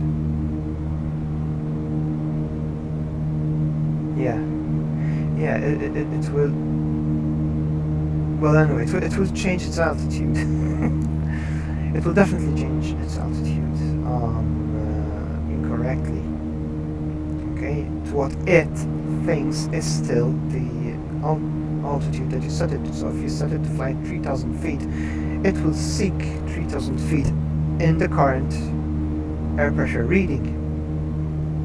But if it's wrongly tuned, it will be seeking it at that tune. So the instrument will be, in a way,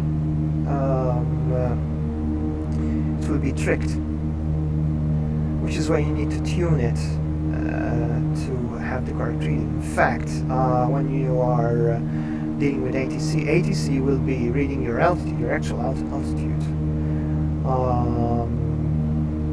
So let's say that you're flying at 3,000 feet. That's what you're seeing on your gauge, and you radio into ATC and tell them, I don't know, Air Malta 652 with you, flight level, no, not flight level, altitude 3,000 feet, and ATC will reply, Air Malta, adjust your reading to, I don't know, 1015, QNH 1015, Air Malta 652, altimeter reading is 1015, adjust your altitude. Basically, you will think you're flying at 3,000 feet, but you're actually flying either slightly above or slightly below. And by slightly above, I mean anything like maybe 3,200 or 3,300 feet, or 2,700 feet. Could be either above or below, depending on the air pressure variation. So yeah, you do get these fluctuations and their effects. So you need to tune your instruments correctly so that you're flying at the correct altitude that you need to be flying. Right, let's trim this a bit so that we stay on the path. So yeah, that's basically why ATIS is very important. So QNH reading, I write down the winds, temperature, and what runways are active. I also write whether or not I'm going to be using a SID, which is a departure pattern, and any initial climb I would have been given. So if I'm given clearance to 10,000 feet, I write that I've been given clearance at that altitude. transitional altitude that I get from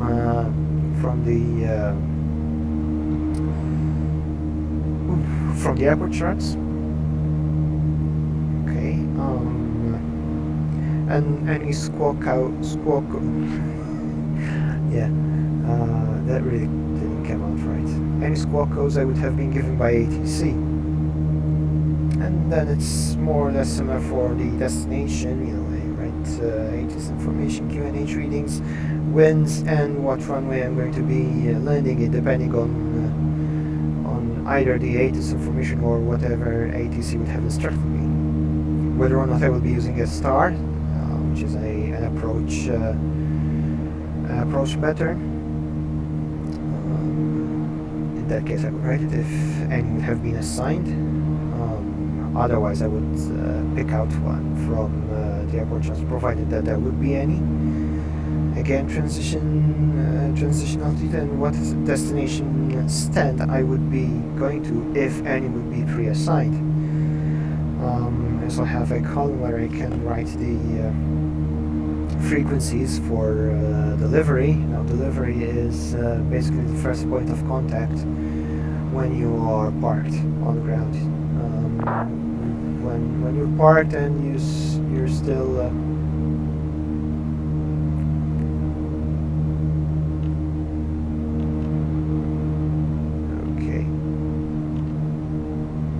when you're parked and you're still about to initiate communications, you first contact delivery, if any is available. If not, you contact ground. And then it's on to tower. From tower, it's departure. Basically, ground is who you are in contact with as soon as you're ready to taxi, all the way until you are ready to enter runway. Once you enter the runway, you are over with tower, and you remain with tower until you depart, until you take off. Once you're up in the air, you're on with departure, and departure will handle you until you are clear of the airport's control area. Once you're outside that area, you are handed over to a center. Of course, in lieu of one or the other, if there's no departure or center, you still remain with tower until you are safely outside the airport area, at which point you're instructed to monitor Unicom. So you remain with center, and by center, it's, for example, if you just left New York, there's going to be a New York center, and it's going to cover quite a big area. So, for example, taking this map here, where is it? Yeah. Okay, let's zoom out. You'll find that, for example, this is San Juan control, San Juan center. Okay, it controls this whole area. Next to it is the New York center. Look how big this area is, and yeah, let's give it. Okay, it's still zooming out. Okay,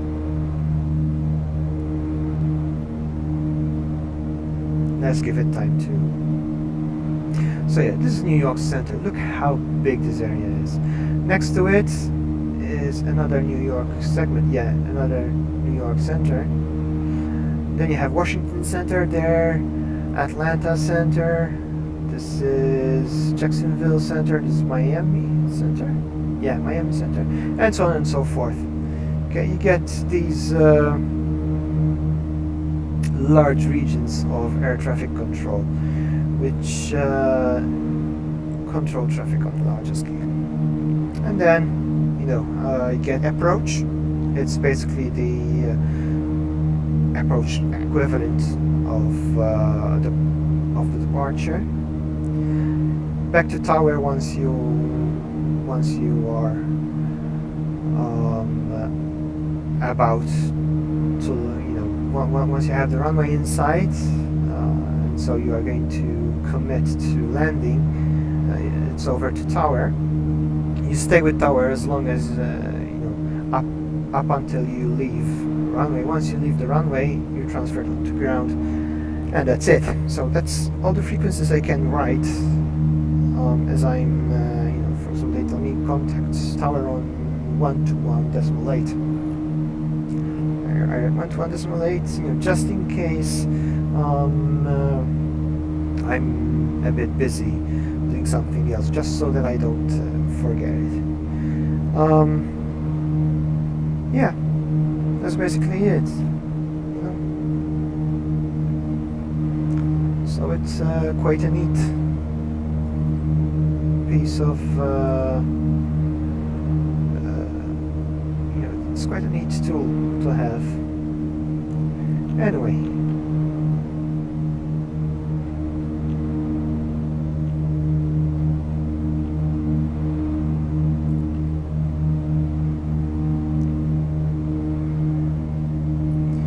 I've rambled on and on for about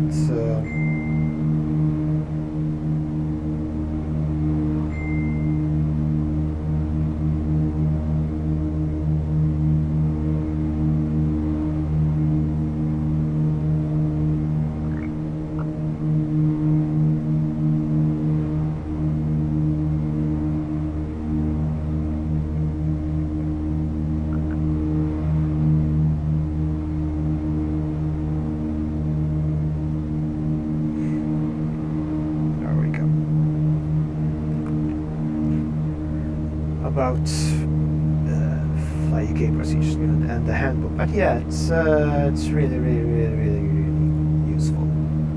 Now we'll soon be approaching our destination. Need to adjust my flight path a bit. So yes, really, once you to get the hang of it, all the stuff that you see in a cockpit, and this is really a poor cockpit. I mean, by poor I mean there's not much stuff in here as you would get in other aircraft. But yeah, I mean it's not that complicated as people make it out to be. Of course, everything present in the cockpit is necessary. Everything has a purpose. It all has a use. You get to monitor all the stuff. Well, you get to monitor all the stuff that's necessary for proper flying. Your direction, where you're going, how fast you're going, how high you are or low. Time. It's very important for certain tasks as well. Oil pressure, oil levels, fuel pressure, fuel levels. In certain cases, even exhaust gas temperatures for engines, because you don't want them to overheat. Temperatures, pressure, so on and so forth. Things that really are necessary for safe operation of your aircraft. So, yeah.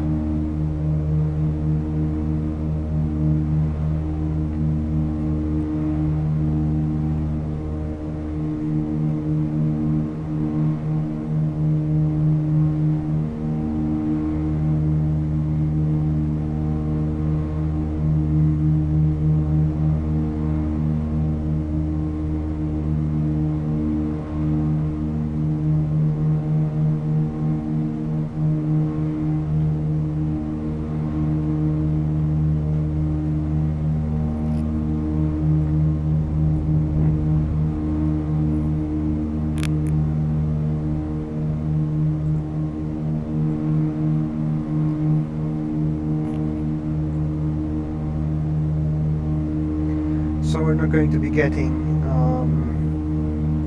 ATC.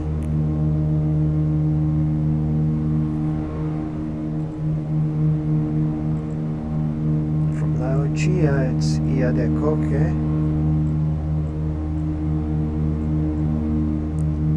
There.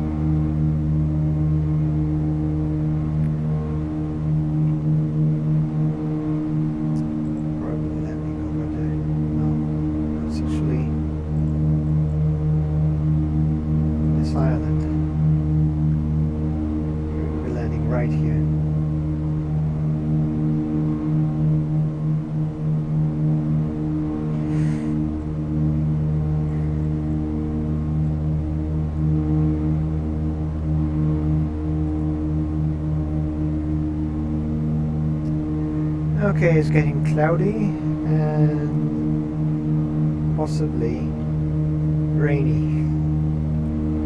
We'll see.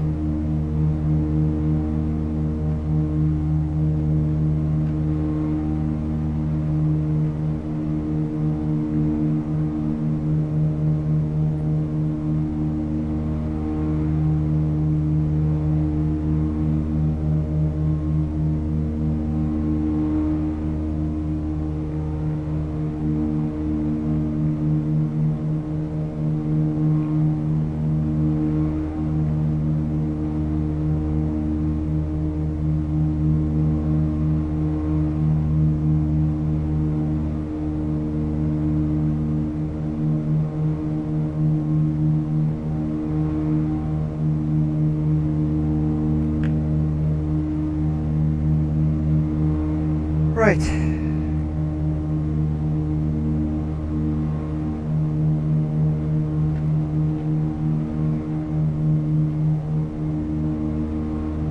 Getting near. Let's listen to ATIS. Sierra Victor Lima Oscar. Airport information Yankee 1433 Zulu. Weather wind 102 at 16. Visibility 10,000. Sky Sierra Victor Lima Oscar. Airport information Yankee 1433 Zulu. Weather. Okay, we can make straight in.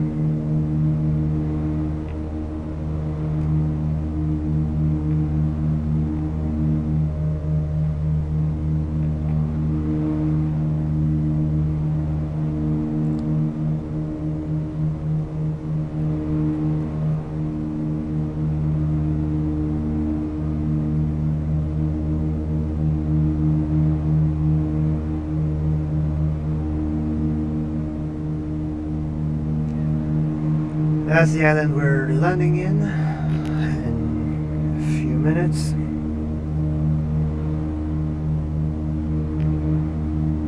So,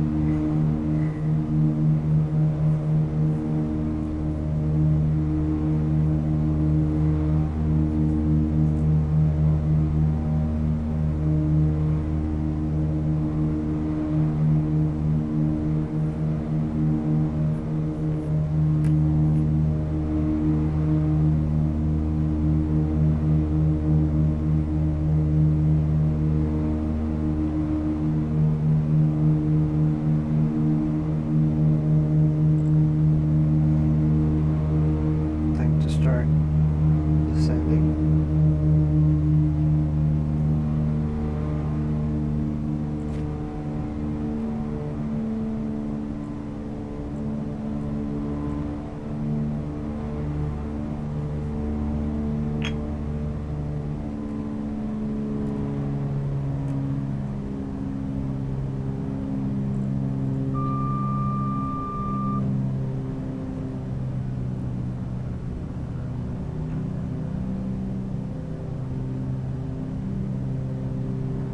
There I do see the runway.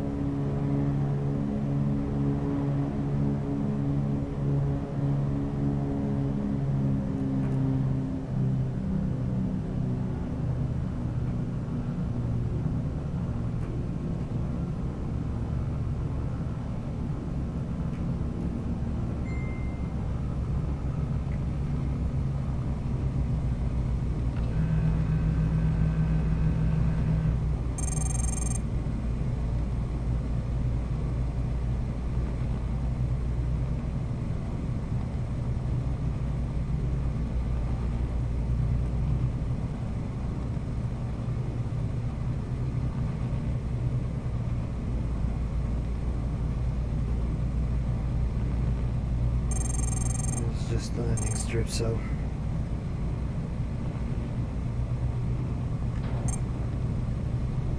here down. 3 green. That's full.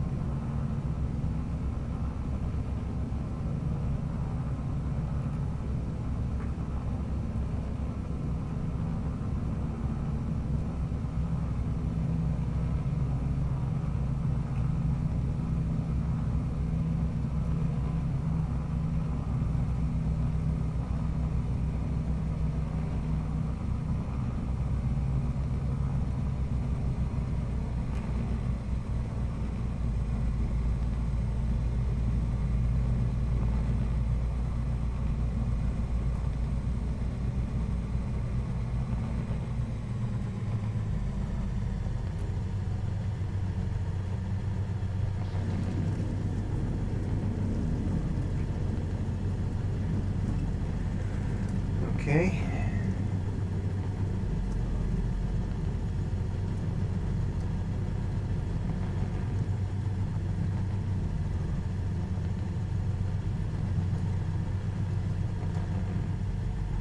We've made it down, and I don't see any parking slots, so let's just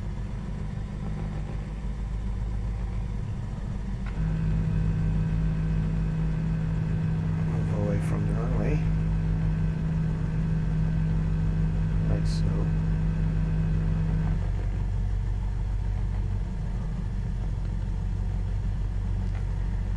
Okay.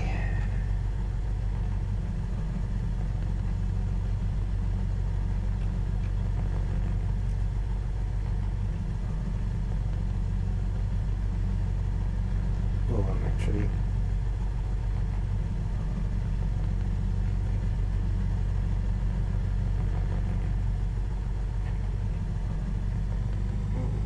Is this the wind pushing me?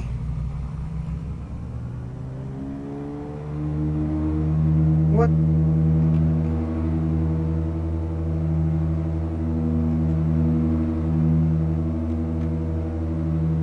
Oh.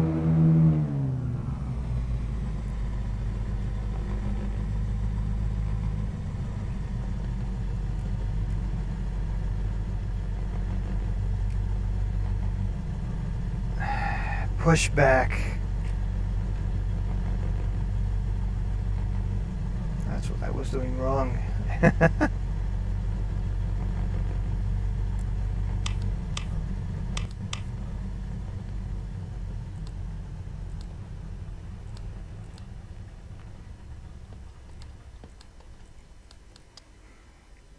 Okay. And that's another leg completed.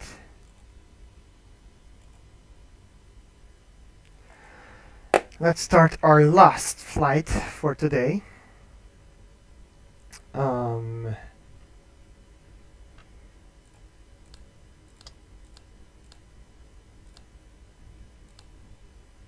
So position beacon lights on. Yeah, just start up.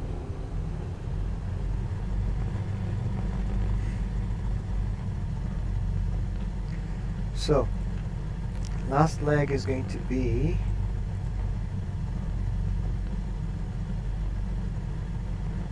India Echo, so Sierra Victor India Echo.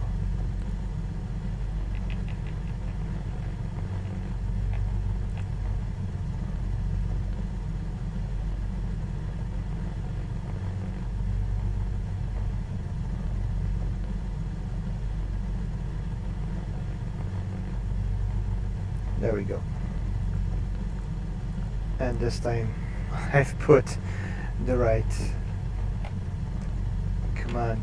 So parking brake off.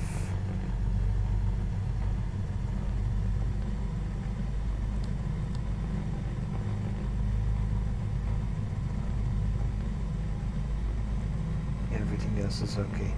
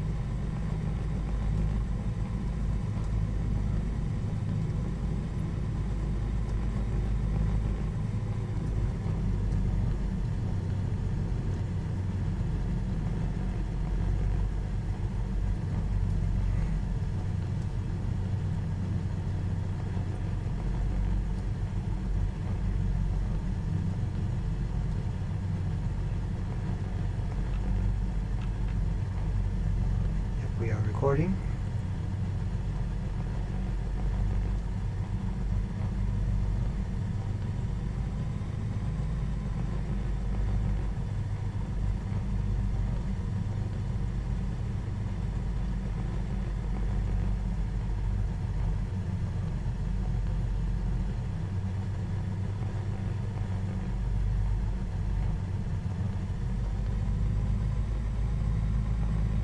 Yeah, let's depart straight out.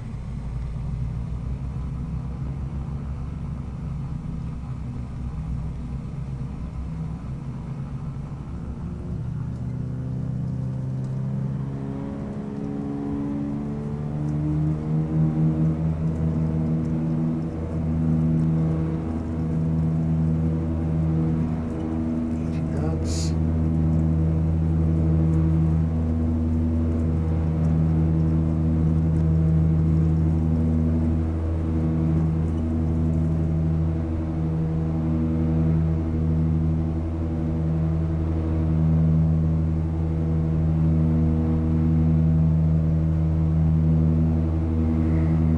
Positive rate. You're up.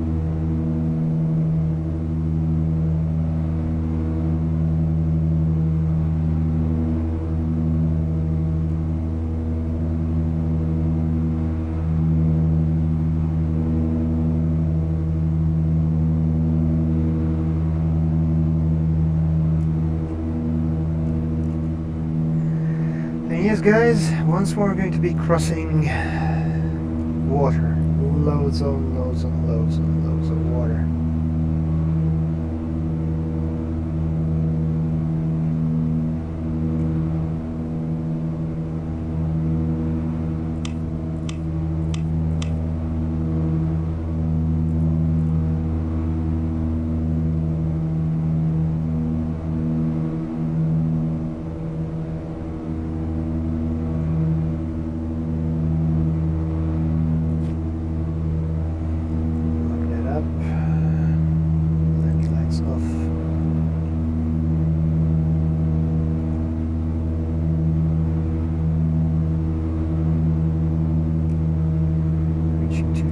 Feet.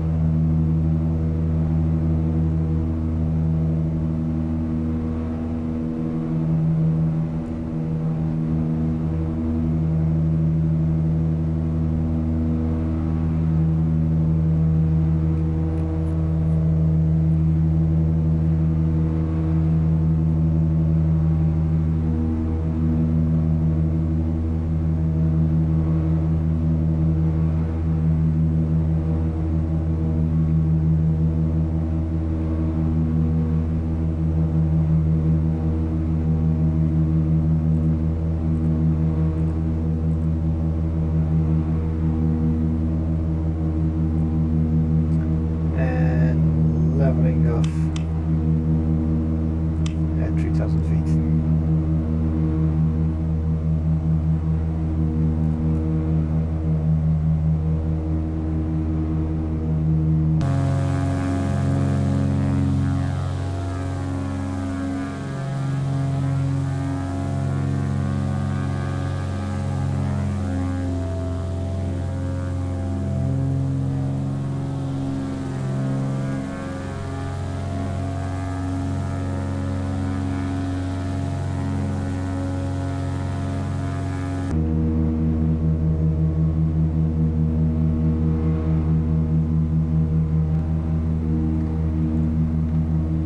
And off to our last island, I guess, before we hit the mainland again. Yeah.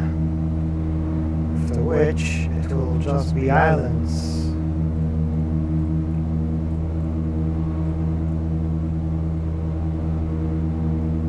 Flight hazard.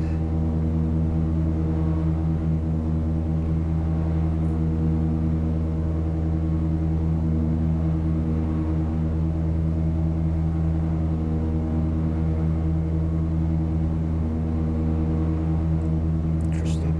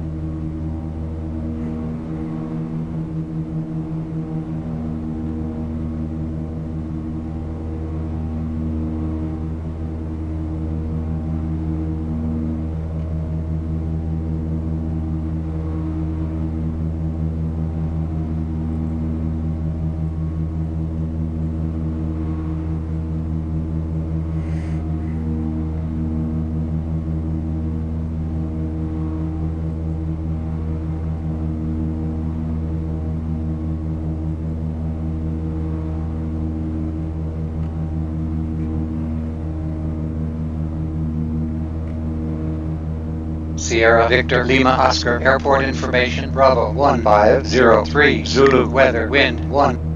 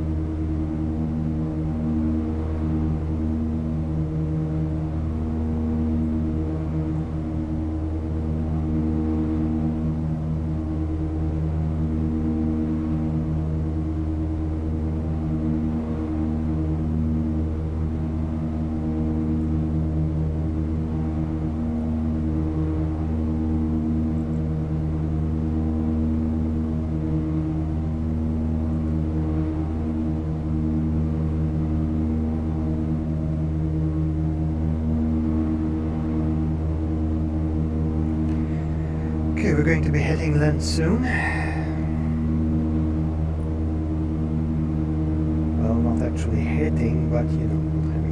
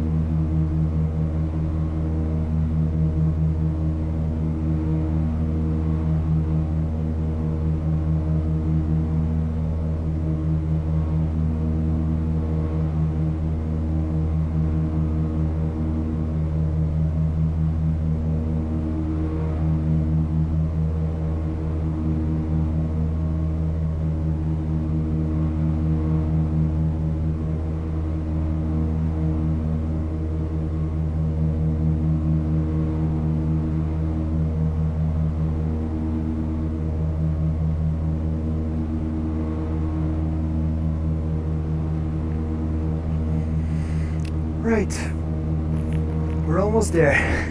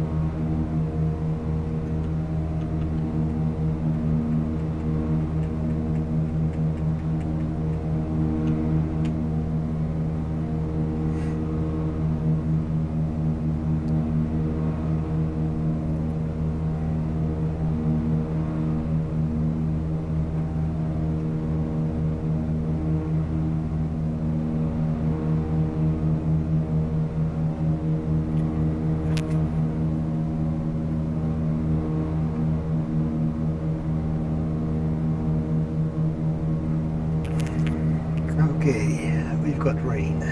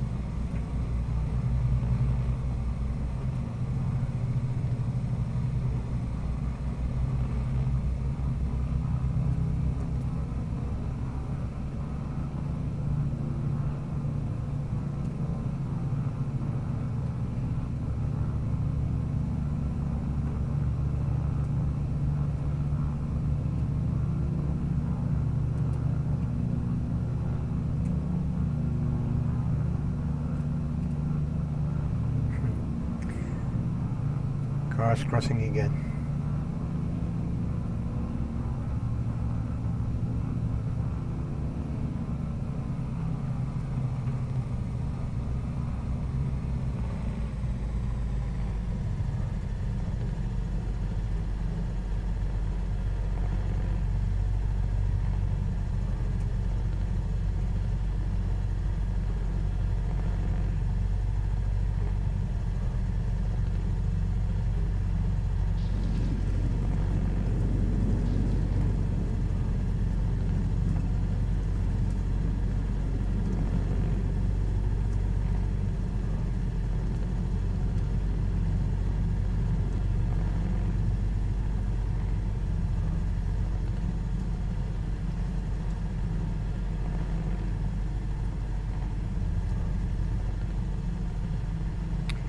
Via del coche.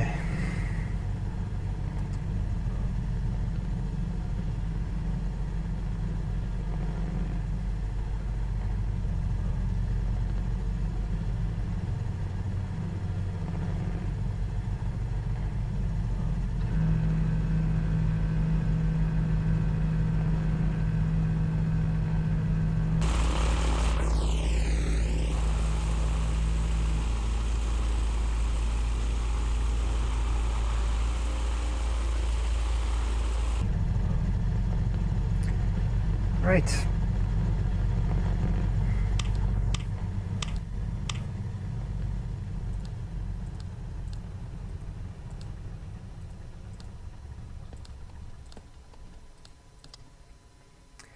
That's the end of all 3 flights. And yeah, it was beginning to get too boring crossing long stretches of sea. And yeah, there we go. All done. All 3 PIREPs submitted. That's going to be it for today, guys. Thank you for being here for the long haul. Hope you guys enjoyed it. Till then, I'll see you next time.